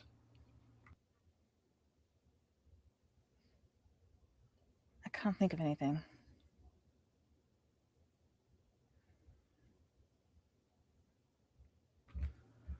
All right, well then, I guess that's something. We'll see exactly what kind of something as time goes on. I think tomorrow, do you want to go back to the library and share this with that man?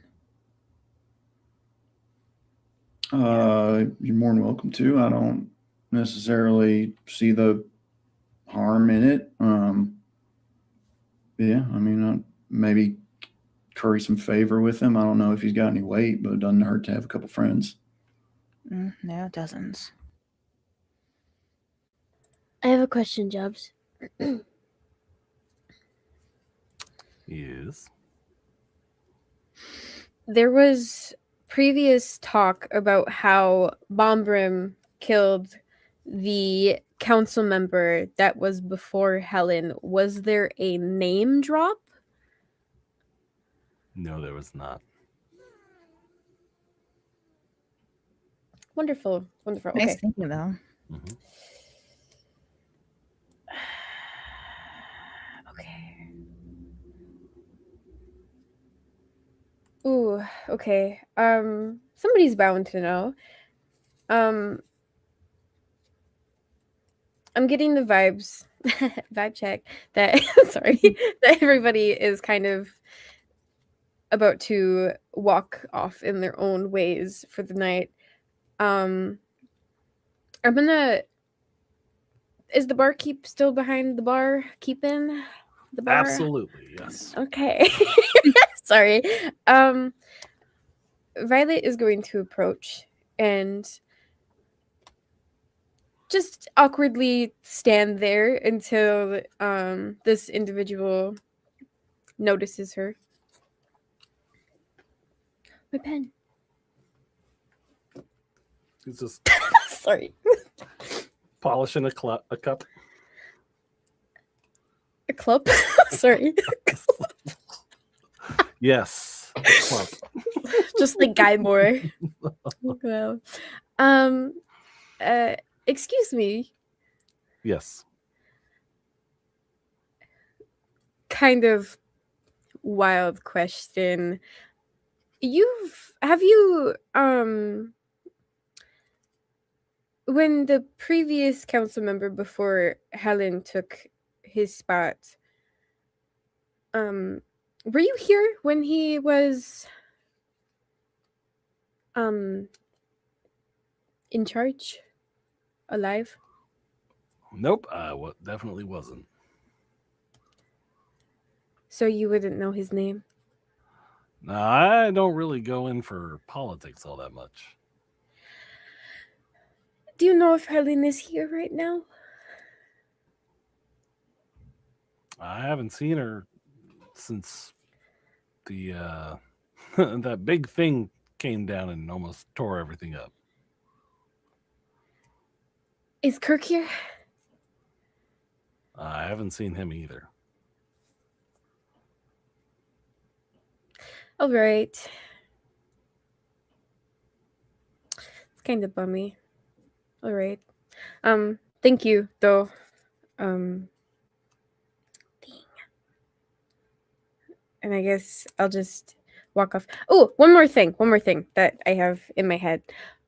Was there a notice board in here? I know there has been a propaganda paper that's just been hanging around about how Seagate is for drylanders. Mm-hmm. Is there one in this tavern? Yes, there is. Can I take a closer look at that? And I want to see if there's any kind of signage on it, like signatures. Mhm. Anything that would give away who is the jerk that's putting these things up. We will take a look at that at the end of our break, which we are going to take now. So we will see you all in just 10 minutes. We are going to take our break. See you in a little bit. See ya. Cocked.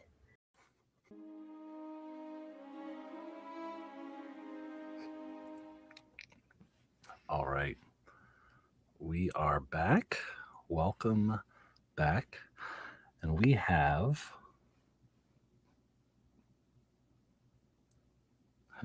Are we okay? What's wrong with you? Let's make sure We're not... good. We're good. Are we all Continue. good? Go ahead. Okay, Go ahead. cool. We're good. I'm not choking anymore. I didn't want to interrupt anyone experiencing a medical emergency or anything. Okay, cool. No, Great. we're good. Fabulous.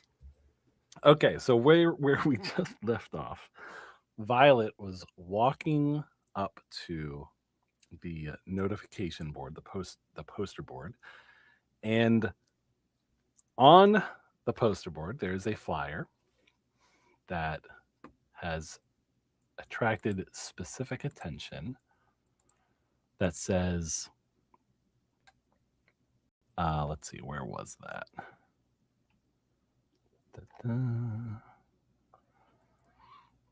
Propaganda saying like Seagate for Drylanders. That's what it says on the front. And there's a picture of a rock and a boot stepping on the rock and like kind of like Powell motions coming out and like a fish with an X on its eye between the boot and the rock. And if Violet flips the paper over, It was posted by Helen. Just kidding.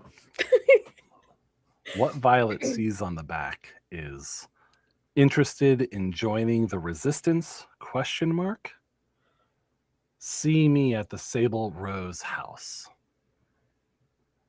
Signed, Malian Valorian.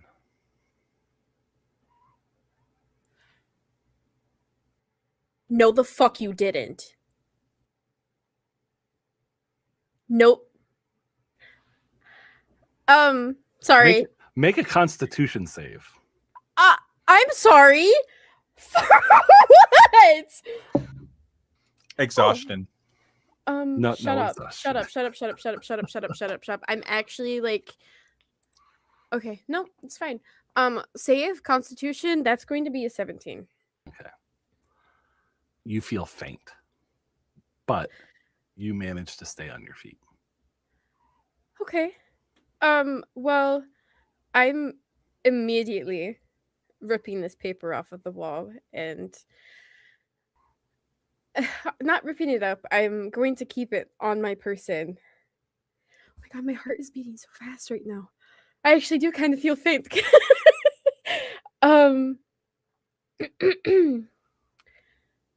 Turning around and looking into the rest of the tavern at this moment, where did my party leave? Did everybody disperse at this point?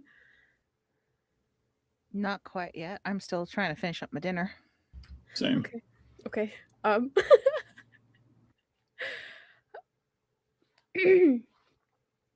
Yeah, I'm gonna take this paper off the wall, and I'm gonna tuck it into my top of my dress, and I am going to take my leave away from this tavern area downstairs into my room.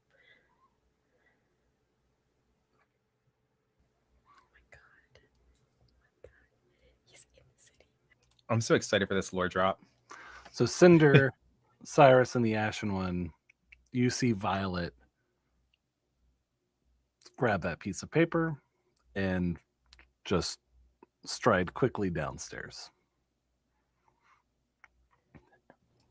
I'm going to take my plate and just kind of put it over near the bar since I'm finished, or I guess the buffet tray area. I guess they wouldn't have that. And then I'm going to also head downstairs, just kind of assuming we're heading to bed.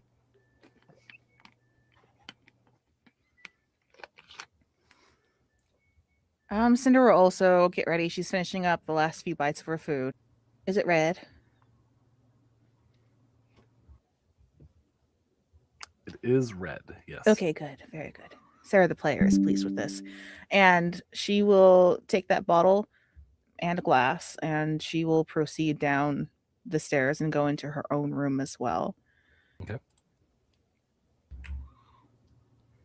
I think someone would have had to have had their back to Violet just based on the geometry of things.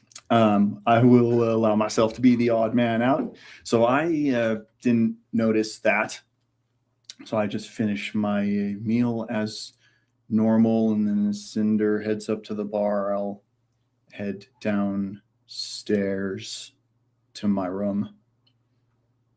Okay.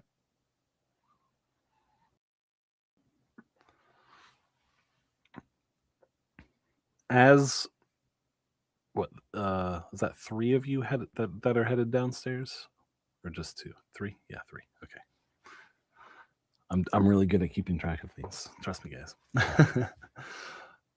So Cinder is sitting and drinking a little bit of that wine at the bar? No, she just took the bottle and the glass and proceeded to her room. Okay. And then the Ashen one. He went down to his room. Okay. All right. It sounds like everyone's basically getting ready for nighttime, sleepy time. Is that correct?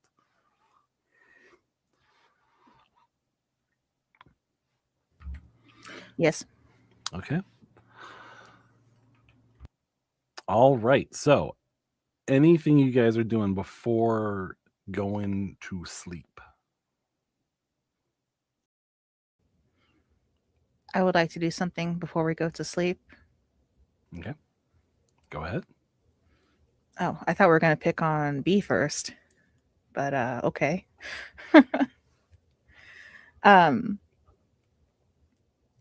Cinder will make a point to lock the latch on her room door, and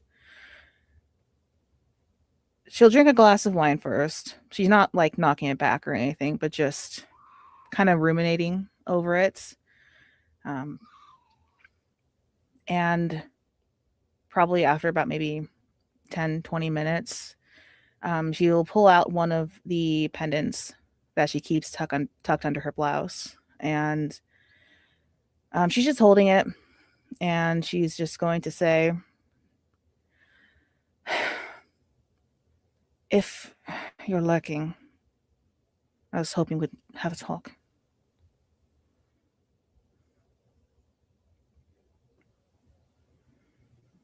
Is this in hopes to communicate with Yeah. with a special someone? Okay. You see, you kind of just like look to the side and you see Nim lounging with her legs up on the arms of like a sofa couch type of chair in your room. She's sitting in the chair, but her legs are like not just sitting down. She's got her legs propped up. She's sitting bisexually. That's what you're saying. Yeah. That's Okay, decent. okay. That's better shorthand than what I was trying to say, for sure. And she says, Okay. And she says, "How is it going, dear?" Somehow I suspect you have an idea of that already. But I was hoping we could talk because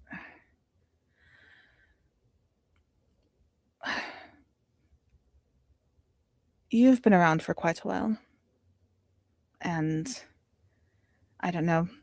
To me, it seems like you're playing some sort of long game. And what are you doing? What is this? Well, What do you want from this? We can definitely have a conversation. I always have time for my most loyal friend. You must not have lots of loyal friends. Oh, well, mostly admirers, really, but... No counting for taste. But, sorry, I'm not trying to pick a fight. Old habits. It's okay. I'll forgive you. Thank you. So, what are you trying to get out of this? Well, I'm trying to get out of this what I'm trying to get out of life, really. Just some enjoyment, some entertainment.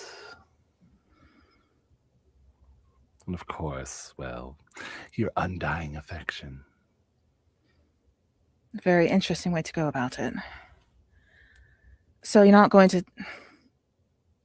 actually give me anything. I can... Why wouldn't I? Oh, well, that's no way to live life. I'm trying to live as an example for you.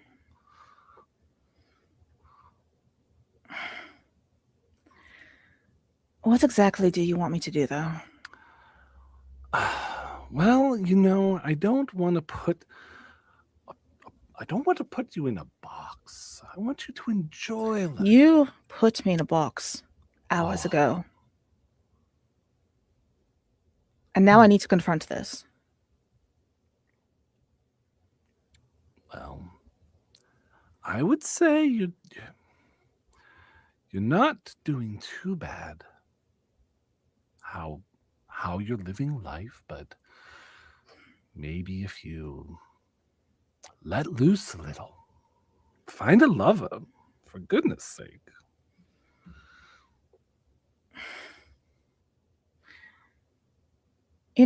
I could have done this blissful ignorance thing for quite a bit longer, I think. But I can't do that anymore because it's not just me. I have these other people here with me, at least for the time being. I don't know. Honestly, I kind of wonder if you're going to scare them away. Or I am. Oh, they just haven't warmed up yet. What happens if I don't do what you want? What happens if I don't comply? What happens if I just keep giving you the middle finger every time we talk? Well, then you just have an emptier life, don't you? That's not an answer. And you know that. I don't want you to do specific things. I want you to enjoy your life. And maybe just create a little mischief in the meanwhile. You've known me for decades. Why would you invest so much time in someone if you didn't have something specific in mind? You sound like, what was his name? That jailer, that warden. Bilchus. He always had plans. He always had schemes. He always had some reason for being a tiny little man. Seems like you had a lot more time to get to know him than I did. Oh, well, I did, but that doesn't change the fact that tiny little men with tiny little schemes don't really have much fun in life.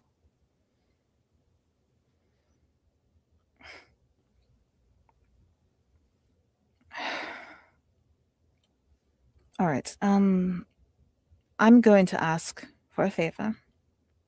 Okay. And I'm going to ask you to try to answer these questions like you did before when I thought you were my best friend. Well, I'll try to answer them like a best friend would. I hope you do. She says, not 100% convinced at Nim's tone. What do you think is happening here in the city? What's going on? Do you mean with these monsters dropping out of the sky? That's one of them, yes. But also, well, I know you've been spying or whatever you want to call it about my companions. I have some doubts about them. Oh, what doubts? They seem like delectable little treats.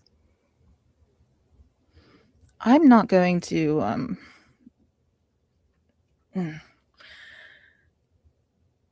I don't know. I mean, Violet, she has a rather keen interest in keeping that ring on and that other amulet she has, and I don't know, there's something going on there, and it concerns me. And then Ash, and he seems benign, but he's got something going on. He's got some history, and I don't know what that is. There's that whole blood thing that was odd. B9, I'd say he's a 10. You're not helping. You're really not helping. Just trying my best. Maybe this just worked on me a lot better when I was younger. Well, I think your friends have a little bit of a past. There's nothing wrong with that. But as far as what's happening here in the city, I mean, isn't it obvious? Isn't it obvious? It's a power. No. It's a power struggle. I mean, didn't Malgan say that? He did say that, but he didn't give us much else to go on besides that. Well, I mean, what's life without a little mystery? Frustrating.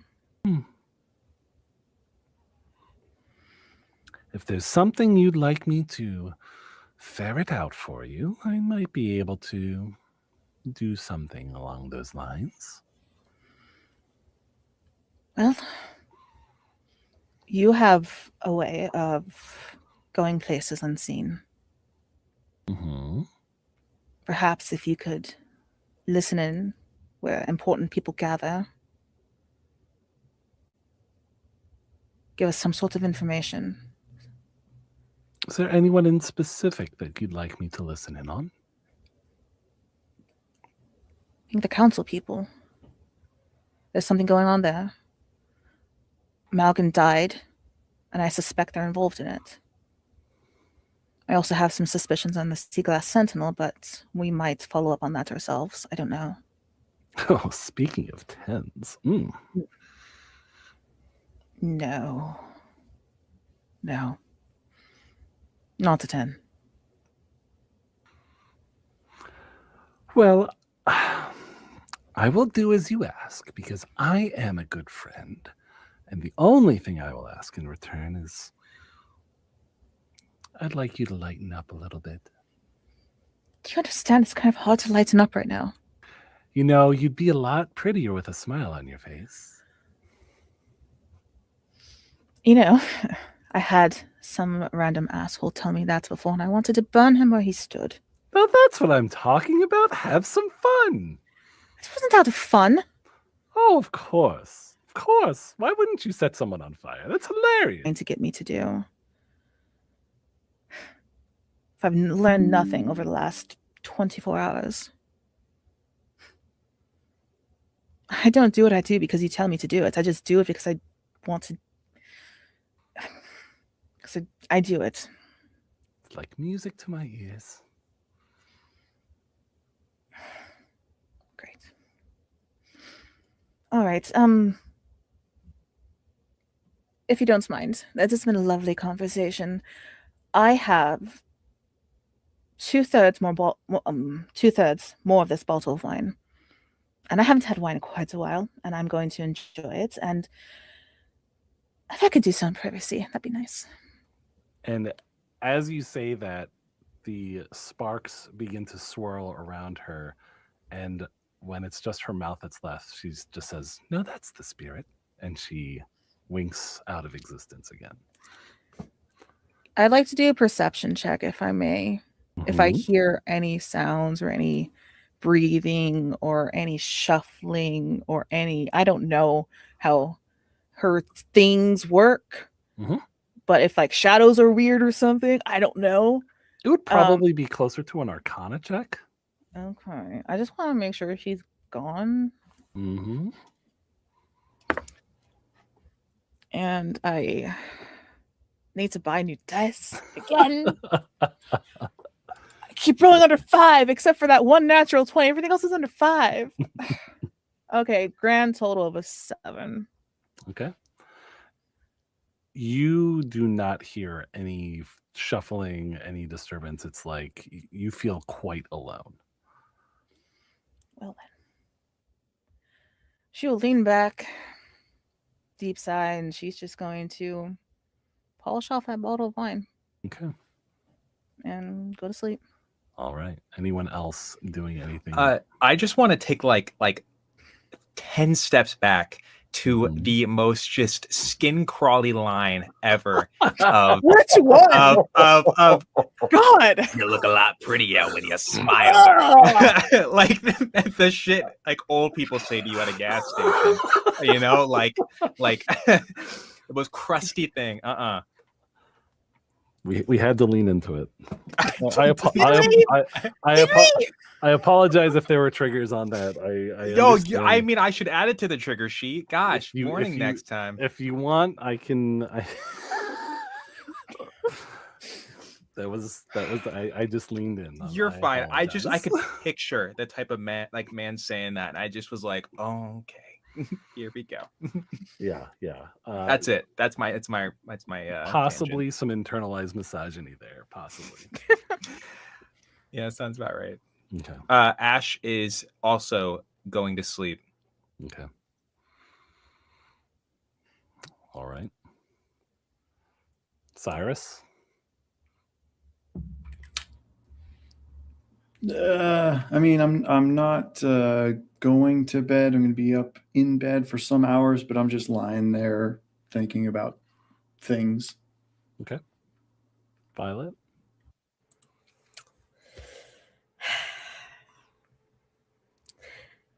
You know, the words of my other party members above table make me feel really weird for wanting to do things sometimes. Violet, after pacing her room for quite some time after the name drop, is going to find her way to Cyrus's door and give it a knock. Just open it up. May I sit with you for a while? Yeah, come on in. Okay. What's going on? I don't want to talk. I just don't want to be alone. Yeah, okay. I got you.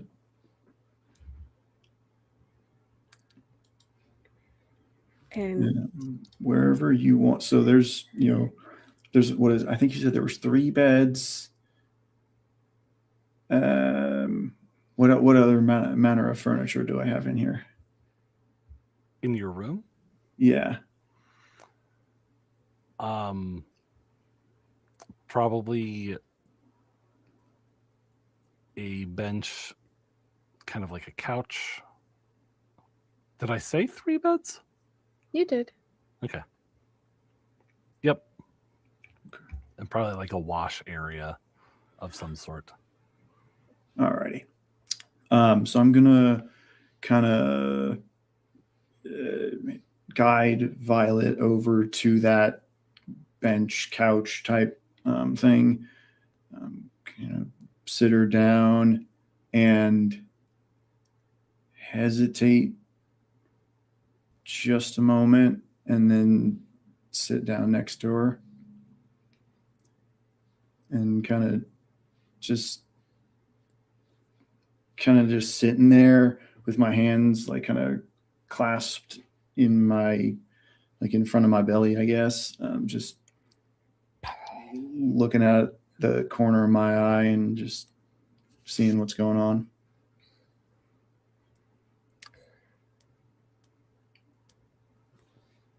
Definitely nervously like picking at her nails and just sitting in silence, doesn't say anything.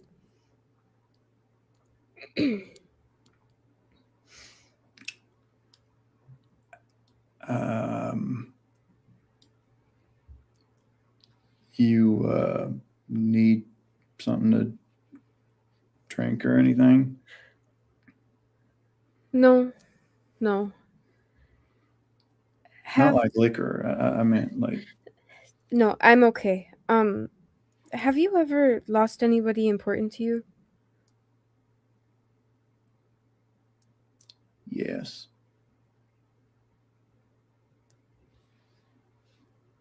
How do you feel now? I mean, how long has it been? And how do you feel now?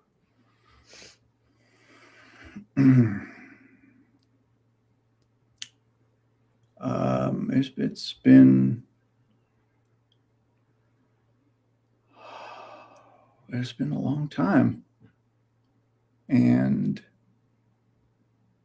I feel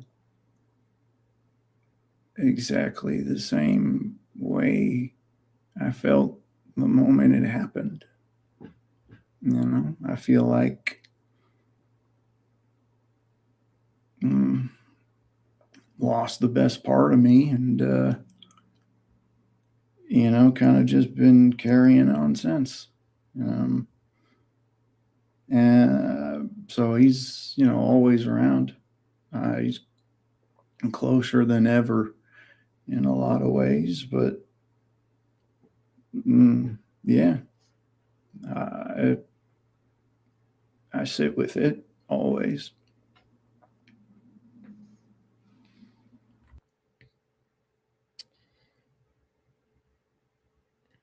Is that is it all right if I ask questions? Yeah. Okay. Yeah. I understand how it is to lose somebody, and there's moments where she's all I ever want to talk about. And then there's other moments where I don't. The other day when Ash kind of had a moment where he shared his past with us, willingly or unwillingly, after Helen decided to blow up her home, you raised your fist up as if you were going to strike me, and you stopped and you called me Moth? Is that who you lost?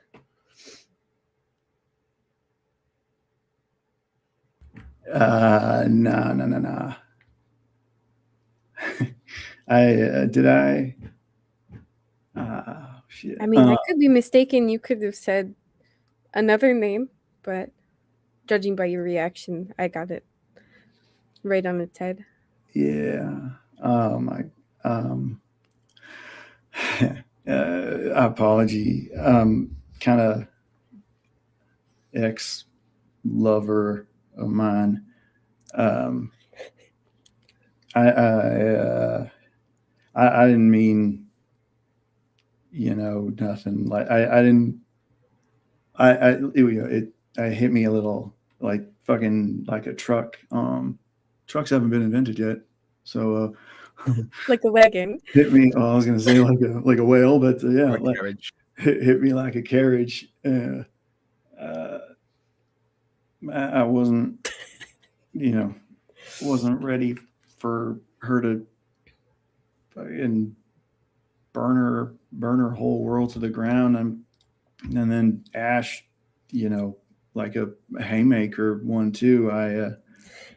Yeah, it was a lot. Yeah, no, but I don't mean any disrespect or nothing like that. You you just look a little like her is all. Compliments? Yeah, I mean, Thank you. Sorry, that was really awkward. I don't take any offense to it at all. I myself have an ex-lover.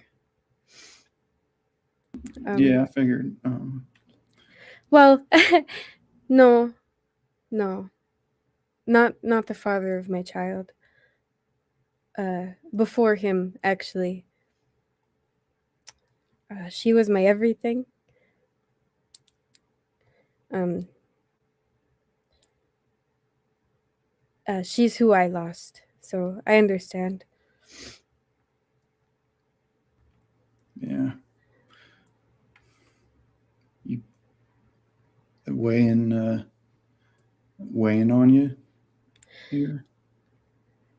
Every day. Yeah. Seems a little heavier than usual, though. It's just a lot. Ever since we stepped, I can kind of stick my legs out and my little hooves come out from under my dress. Ever since we stepped our hooves into Seagate, we haven't gotten a break at all. It's just been one thing after the other, and now the people that we're supposed to be heroes with, I feel like I can't even trust. I mean, besides you, of course, I wouldn't be sitting in here talking to you about all of this if I didn't trust you. I understand. Yeah, I understand. It's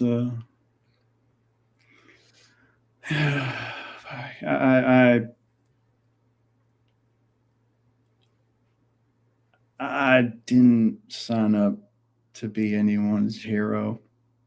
Not even my own. I don't think. So yeah, this heroics. I don't think that's exactly my wheelhouse. Not really any of ours, if we're being honest. But yeah, it's a lot going on, and I can't see hardly any of it.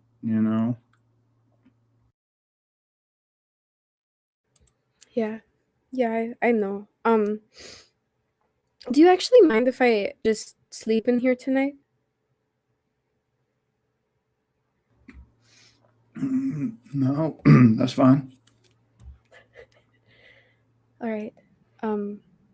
Yeah, I'm tired, and I'm gonna go to the bed that is furthest from the door and lay down. I will snuff however many in whichever direction they are candles. 1 billion. Sorry. I spend the next 8 hours snuffing candles. I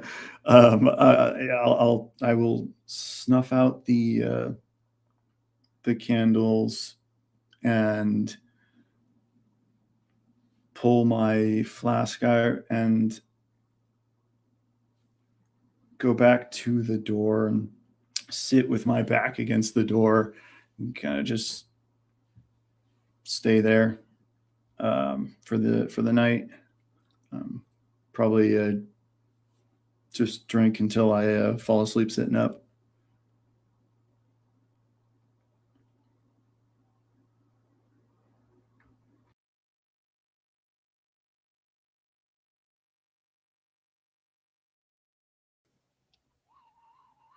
So you said that you're sitting on the floor with your back against the door? Yes, exactly. And that's like how you're going to fall asleep? Yeah. Yeah.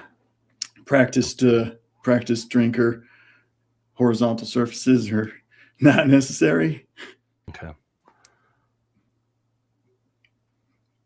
Cyrus, make a perception roll. Okey-doke. God, I hope that door is a mimic. It might be. I wake up and he's just gone. Ian in the middle of the night. 6.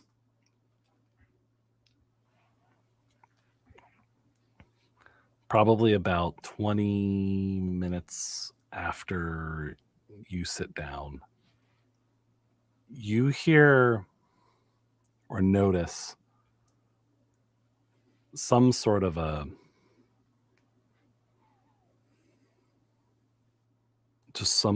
like a shift in the sheets of Violet's bed. Possible that she may have just like rolled over in her sleep or something. If she needs me, she will call for me. So I'm going to respect her privacy and stay over here. And like I said, I'm just drinking myself to sleep. Okay. Everyone falls asleep. So everyone make a Constitution saving throw. That's I not started how that goes. celebrating. I started celebrating for the That's not how long that rest, goes. and then you just hit me with that. I got so excited, and then bam! Why can't we have nice things, Jubs? Wait, you said this is a saving throw or a check? I'm sorry. Constitution saving throw. Okay. Well, 2 middle fingers to the sky. That's a 21. Ooh. Yeah. Not tonight, bitches. Yeah. 22. Well, I was gonna say I rolled good, but I guess that's relative. 18. Okay. I got a 3. Okay. Better you than me. Okay. Unless I get advantage for Nope. Nope, you do not. Okay.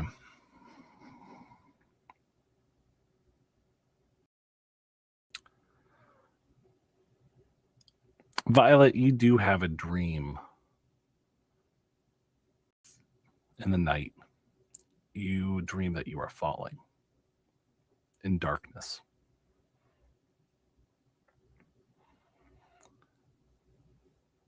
But you can move around, but there's nothing that you see. You just have the sensation of falling. Okay. I mean, I don't think there's much Okay. moving I can really do if I'm falling, so. What a nightmare. Oh, what a nightmare. The Ashen One, you have a dream where it's almost like the desert that you saw in that vision when everyone kind of shared a vision at the breakfast table. But you just feel like you're wandering, starving, dying of thirst, dying of hunger.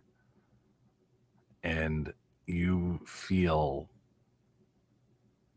a gnawing inside of you, trying to break free, but you cannot.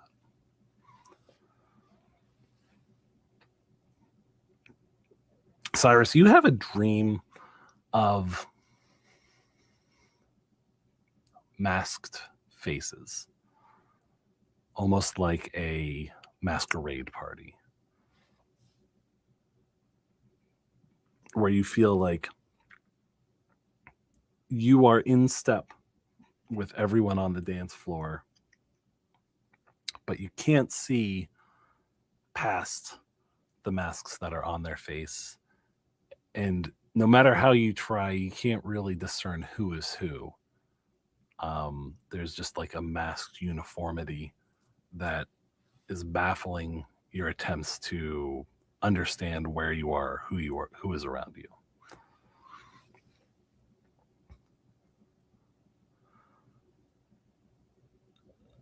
Cinder, you have a dream of being at a feast. But you don't feel inclined to eat. You look to your left, you see people feasting. You look to your right, you see people feasting, and you just have no desire really to partake. Like, you look at what they're doing and it's just like, it seems meaningless in some way. But you all wake up. Cyrus maybe a little bit earlier than usual.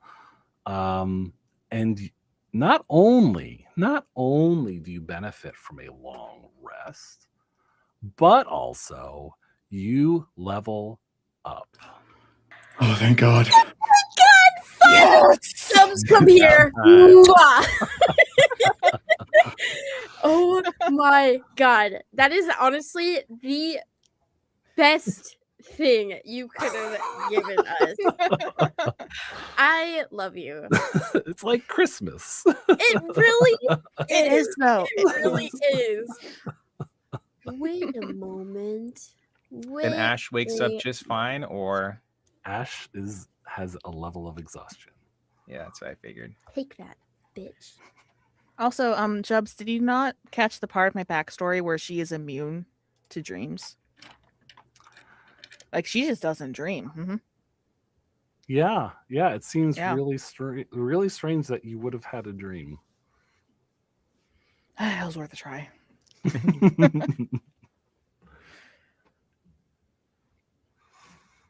Seems real strange that you would have had a dream. No, I was bullshitting. That was not any part of her Aw. backstory. I would have accepted it. I would have rolled. Oh. I'm in yes and mode right now. I can tell. I can tell you're rocking it. But I would feel bad for just adding that in the middle of session 14.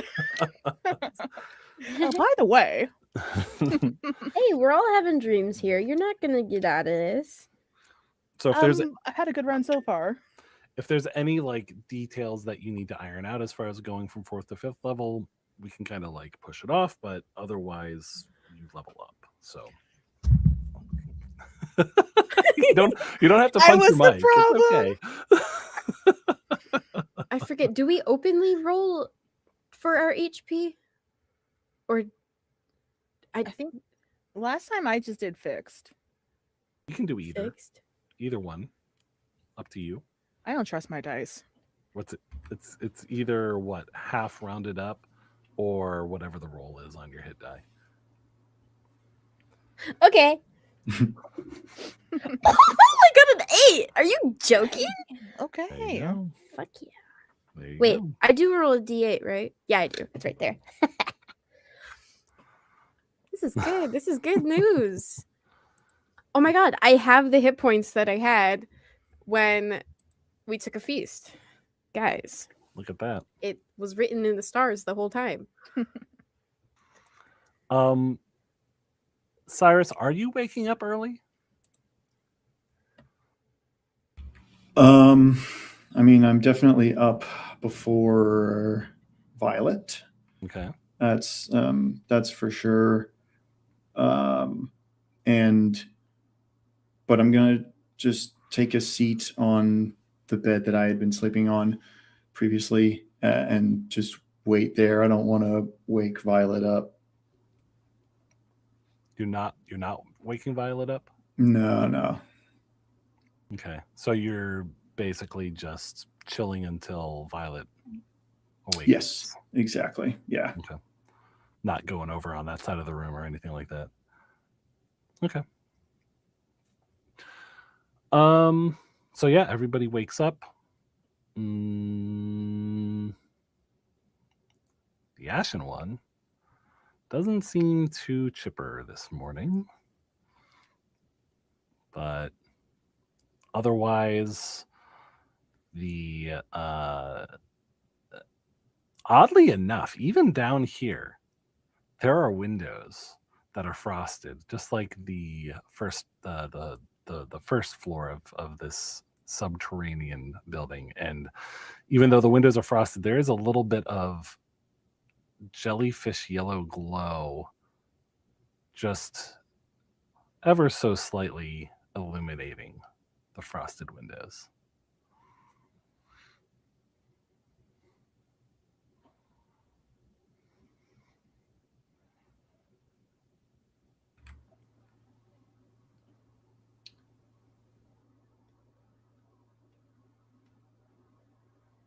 Which one of you's going upstairs first?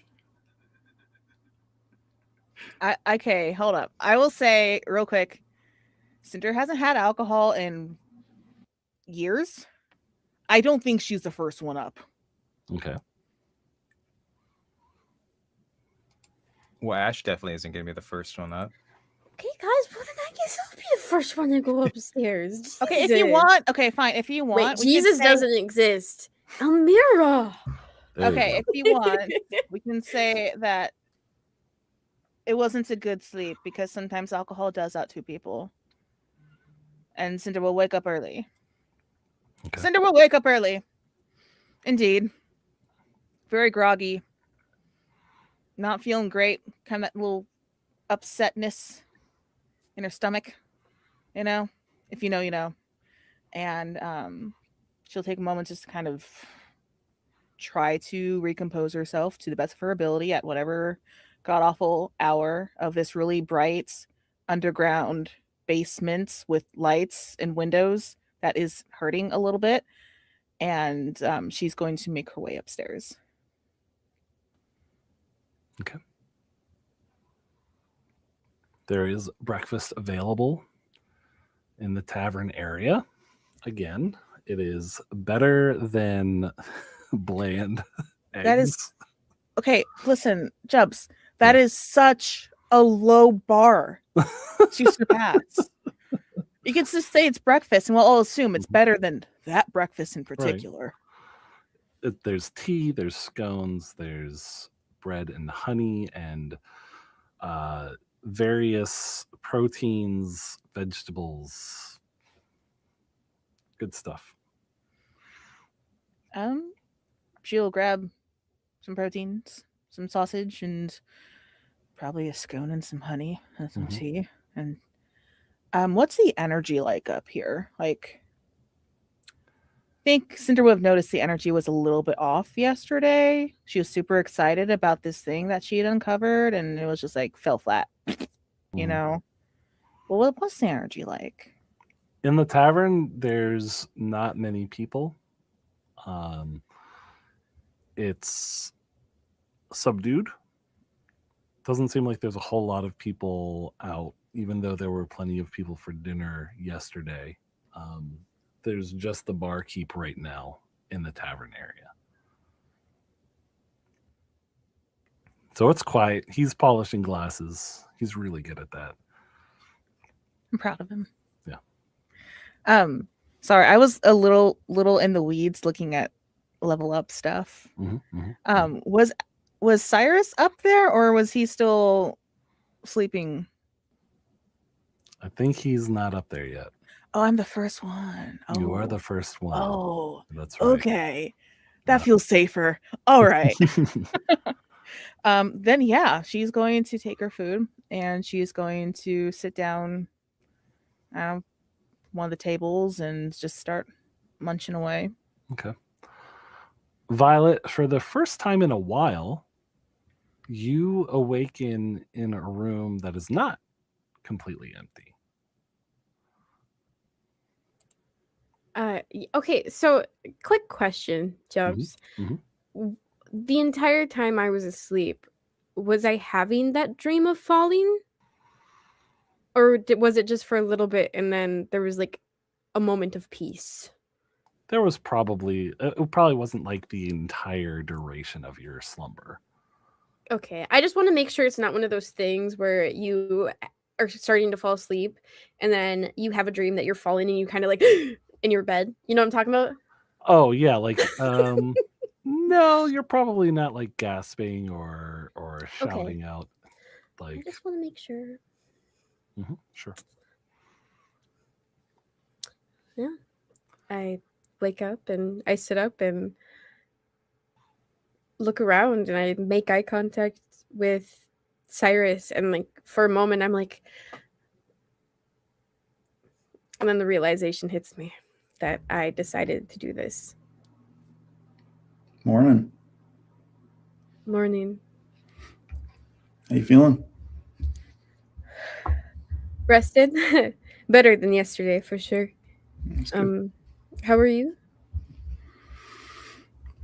We're still alive, hanging in there. For now. All right, we no need to fucking put that evil out there. Okay, we can. I take it back. I take it back. I take it back. I take it back. You have one good night of sleep, and suddenly you think you're just gonna be Miss Sassy over there.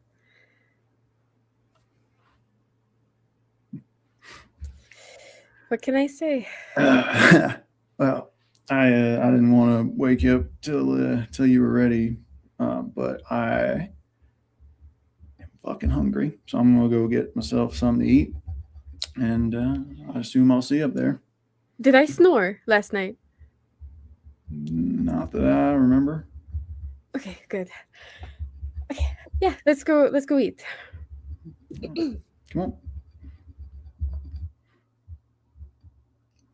Head on up. Cinder, what time would you say you got up? If I had to put a timestamp on it, I'm going to say it was just one of those not good sleeps. The one where you want to go back to sleep, but you just can't because reasons. I'm going to say, I hate saying this as a human being. I'm going to say 6:30. So probably an hour or so. After that is when Violet and I head up. So whether or not you're up there, I will allow you to dictate. Yeah, she's still up there. She spent a fair amount of time cooped up in that room yesterday. So, yeah. And as we kind of come up the stairs into the common room, just kind of glance over at Violet as after I see Cinder. We'll just play nice for now, and I will hold my tongue. Okay. Okay. And then grab some breakfast. Head on over to sit down. Cinder will just kind of give you a nod of acknowledgments and just keep poking at her own food. You look rough. Yes. Haven't had that much to drink in a minute. Hmm. Starting to remember why. Fair. We've all been, well, I've been there. I suspected as much.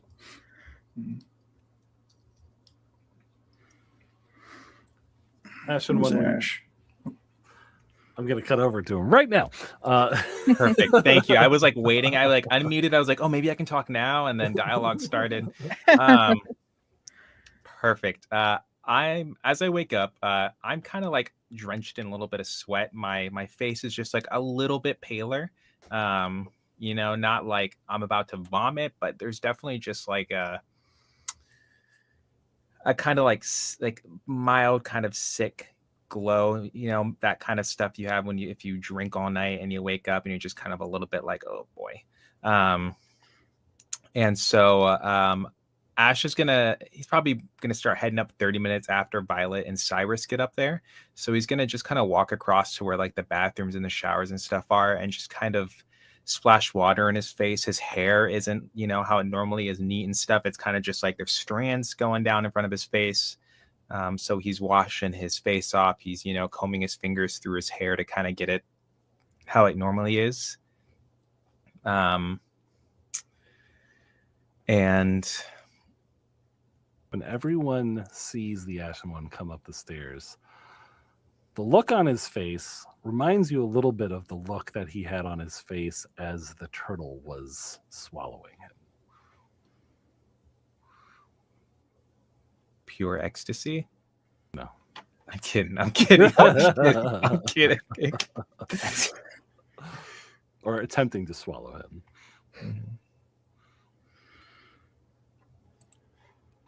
Don't look so good. Yeah, as he walks to that table, he's not going to grab any food either, but yes, I don't feel so good. I don't think I got good sleep. You don't look like it, no.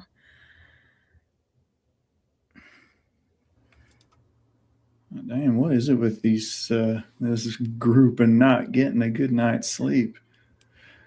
Normally I'm just fine. I can't speak for the rest of you though. Ash, stay here a moment and I will fetch you your cure. I'm going to scoot my chair out and get up, head up to the bar, flag the bartender down.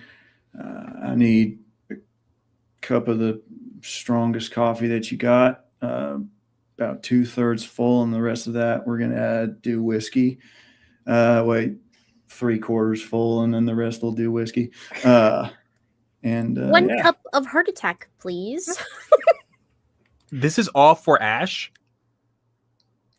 that's why I said 3/4 coffee and not 2/3. Oh my gosh. Ash is gonna die. I'm glad you have that backup character ready just in case. So Yeah. the bartender prepares the drink as asked for, and at the last moment, he looks over at the Ashen One, and he gets an egg out. He cracks it and dumps the raw egg into the drink as well. He's like, "This will take care of him." Probably with the Heart heat of the attack coffee. and salmonella. No. It's a good idea with a real hot coffee. Actually, that there is actual logic behind what is happening right now. So Oh, is it an old person thing? Okay. yeah, a little bit. So I'm gonna take that and put that walk back, slide that across to the Ashen One, and sit back down.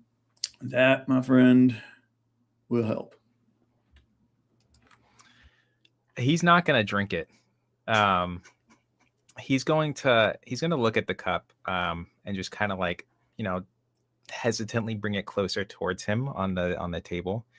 But I think it's kind of evident from the look of him that if he ingests that, it's not going to go down easy. That's the kind of expression he has on his face right now.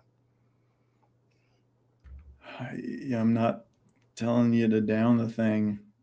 Okay, let's take it easy, but that's your breakfast, and that'll help get your feet up underneath you. I appreciate your effort, but this is not what I need right now. If I drink this, it will not feel good. Suit yourself. I'll take it. I'll start drinking it.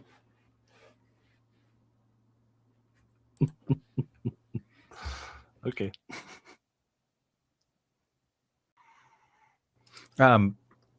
Subconsciously, at the same time, he's going to be. I really need to come up with a really better design to help distinguish the two rings. But he's gonna be fidgeting with the ring that's on his middle finger. Kind of just like discreetly, as he's like zoning out during any morning conversation we might be having. As you sit and start eating breakfast, Cinder, as you're finishing your breakfast, a few more folks enter the tavern, and you see a wanted poster get nailed up there for that yuan tea that you've seen before. You see people come in and just go straight downstairs. And you also see Helen come in and go directly to the bar and say something to the bartender, and the bartender puts an entire bottle in front of her. Seeing Helen, I am going to immediately get up from my seat and jog over there. Okay. Don't laugh. Jog is a thing. Mm-hmm. Good morning, Helen. She doesn't look over to you. You hear her just kind of mutter, "Uh-huh." And she pops the cork off of the bottle and starts pouring into a cup and drinking. So early. It's actually late for me. Oh, how did the sorry, I don't mean to laugh. I just thought of like the silliest combination of words. Turtle hurdling go yesterday. Well, it's not an inaccurate assessment of what we did. We were able to get that thing out of the city eventually. And she pours another drink and drinks the whiskey. Okay. Well, I hope it is not inappropriate by any means, but could you possibly tell me who was the person before you in the council, maybe? Yes. His name is Bartimaeus Thompson.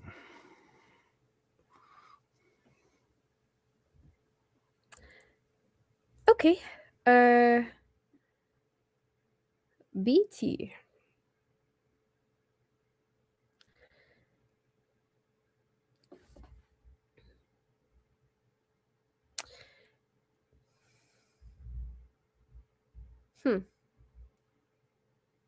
All right. So, okay. Is there anything I can do for you? Have a drink with me. And she pours another drink and drinks it. And then she grabs a cup from behind the bar, puts it down, puts it in front of you, and pours a drink. And she says, "Drink that." What is it? That's whiskey.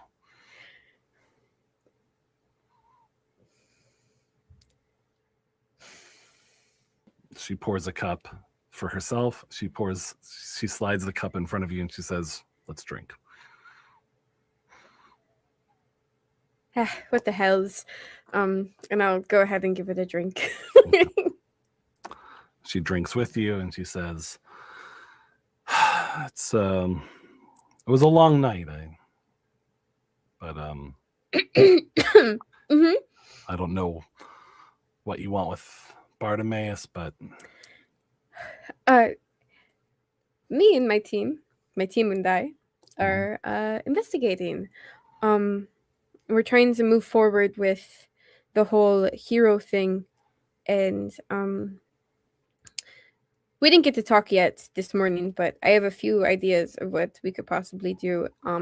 If you have any suggestions other than going to figure out what Bombroom was doing, hunting down those thieves that Mhm. those thieves that Bombroom led us to, or what was the ranch called that? Samada. Some other ranch, yes, that one. Was there anything else? I'm sorry, what? Anything else about what? Was there anything else that you can think of in your state that would be helpful? Maybe you want us to look into the whole turtle thing. Another question for you: A turtle, yeah. what makes the jellyfish orange? Well, that has not been something I've seen before. Like ever? Well, since a few days ago, I've never seen that. I want to know why they're turning orange too. The turtle. Why is that? And she like sways a little bit. Jeez, a lightweight. Holy moly. Yeah, the turtle. Why is that thing? I mean, it wasn't as bad as the Samada Ranch. The Samada Ranch was devastating. It was But worse. it was worse than this one. I mean, it was the same size creature basically, but this one, you guys showed up. You and your friends. You know, you showed up and gave us the time we needed to get that thing out of here. Heroes. Okay. I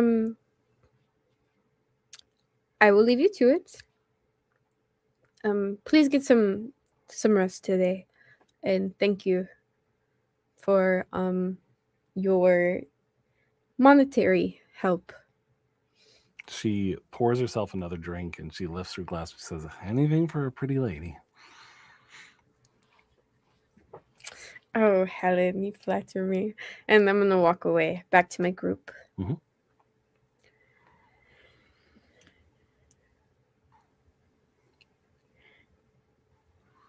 That was disgusting. What? Whatever she made me drink, I can still taste it. Like, it burned too.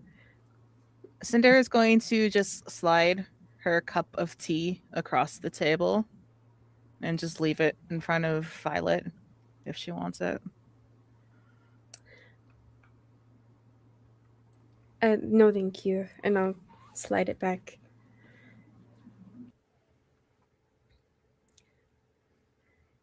Okay. Anyways, so I don't know if any of you heard that. But I did ask about the jellyfish and them turning orange. She has no idea. Nobody has no idea, apparently. The previous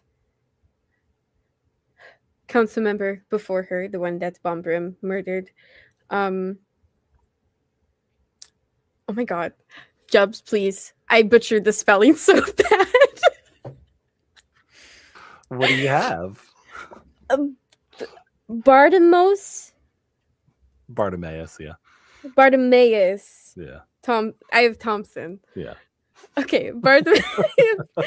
I'm gonna get that spelling from you later. Bartimaeus Thompson.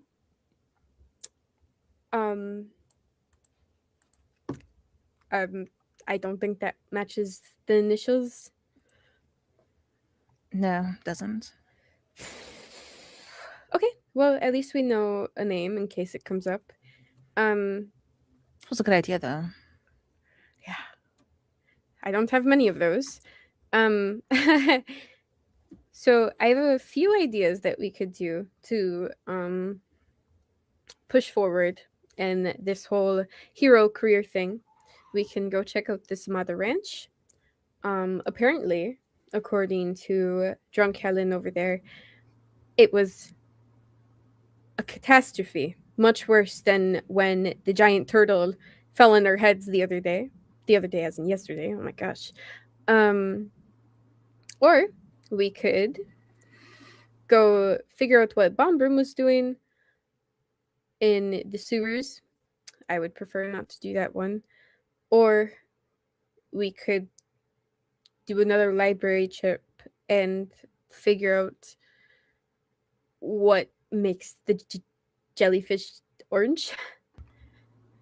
Let's start with that ranch. The back at Ramel's funeral, I had a moment. I spoke with that dean. I didn't really make nothing of it at the time, but he mentioned that Ramel had said that they were going to be heading out to Samada Ranch. That Ramel wanted to show him something out there. I don't know nothing more than that, but that's the first thing that we've seen that connects anything, together. So I'm thinking that might be the way we want to get headed. I think that's a good idea. I agree. Better than the sewers, so count me in. I did have a bit of a thought, though. I think we've learned by now that this, whatever it is we're doing, is not going to be smooth sailing, right? And I was first inclined to dismiss Helen's offer to get some better equipment. But considering every fucking thing that's happening, I don't know about the rest of you, but I'm going to swallow my pride and ask for something, because this is not safe here, and it's only getting more dangerous as we go. So if you can think of anything, I'd recommend that you do that as well. I'm not too well versed in magical items. So I wouldn't necessarily know what to ask for.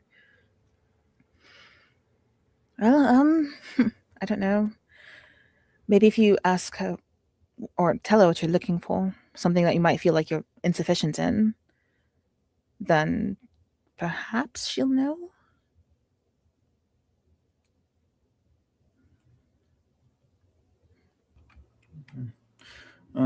Yeah, I mean, I can't speak much to it. If you think it's a good idea, I'm certainly not gonna stop you from doing it, anybody. But yeah, I mean, much like Violet, I don't know, not much of a arcane expert, you know.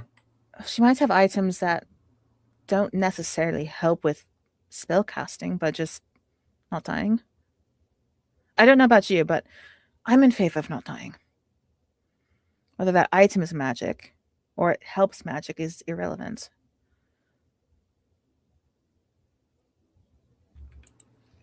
I don't know. I mean, like I said, it's kind of all over my head. Not something I'm really used to partaking in. All right. Cinder's going to stand up and she's going to kind of walk over to Helen. Just real quick, I don't want to take too much of your time. I can tell you're quite busy, she says, looking at that bottle of whiskey. Is it the whole bottle of whiskey that's on the counter? Yep. God damn. Okay. So you made an offer before, and I don't know exactly what they're called, but some things that might help, especially if we're going to keep on doing what we're doing. And Cinder is going to hand her a folded piece of paper. She puts both hands in front of Cinder, one with a glass of whiskey and one open hand. And she says, "Trade." Fine. And the trade is completed. And she'll take a sip. And she'll immediately start feeling it do its thing. She drinks her own glass and she reaches out to like tip your glass up more as you're taking a sip. Fine. She is not going to knock it back to the extent that Helen is capable of. Mhm. I don't think Cinder is that good of an alcoholic yet. Okay. But she'll probably drink maybe about half of it before she's like, you know. Okay. She looks at the paper. She hands it back to you and she says, "Tomorrow." That's fine with me. You look god awful. You should get some sleep. That's the best advice I've heard all day. And she takes her glass and the bottle and gets up and goes downstairs. Good luck to you. And Cinder will turn around and she's going to leave that glass of unfinished whiskey on the counter and she's going to return to the party.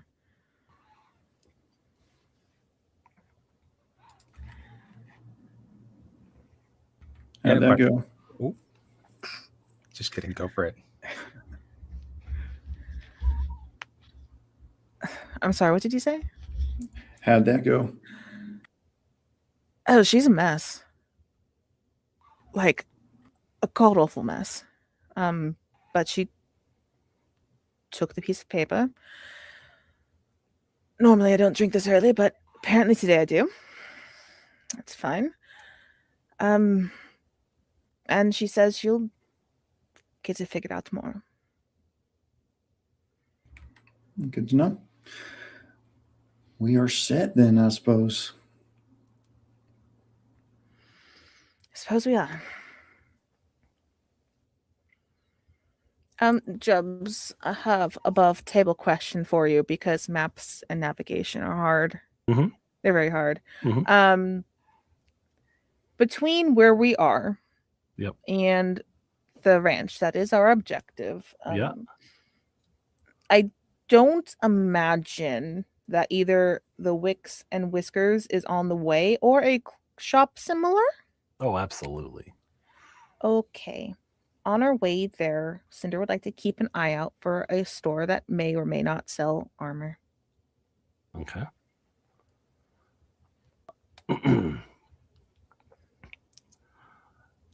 Is everyone setting out for the day? You all headed off to Samata Ranch. I don't have anything else I need to do. Okay. Yeah, I want to get to it. All right. So as the party walks upstairs out into the plaza, you see the destruction of the path leading out of the city where the turtle dragged itself. You feel that bright, warm jellyfish light on your faces. And you realize you're going somewhere that's been devastated more than this. And for the number of times that you've walked into danger unknowingly, this may be one of the first times that you are knowingly headed somewhere that isn't great necessarily. Suffering potentially has suffered devastation. And that's where we're going to end things for our session tonight. So, yeah, I'm going to go ahead and roll our credits here. Give me just a moment. Let's see. Credit roll. We'll get that going. Yeah, good job, guys. Episode, what was this? 14, wasn't it? Yeah. All right, 14. great. Episode 1 billion. Cyrus and I kiss. Sorry. All right, do you want to take it away? I do want to take it away. Thank you to Project Process for the 1,000 cheer. I don't know what that is, but cheers to you too, I guess. And then to everybody else, of course, for tuning in, throwing a little funny things into chat that totally don't distract me. I am paying attention to the story.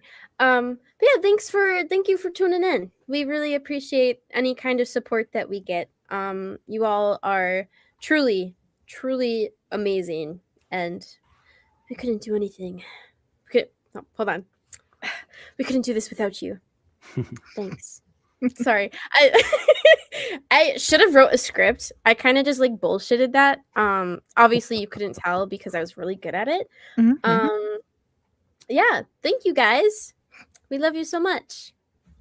Hugs and kisses. Yay. All right. Good night, everybody. Good night, everyone. Bye-bye. Thanks for joining.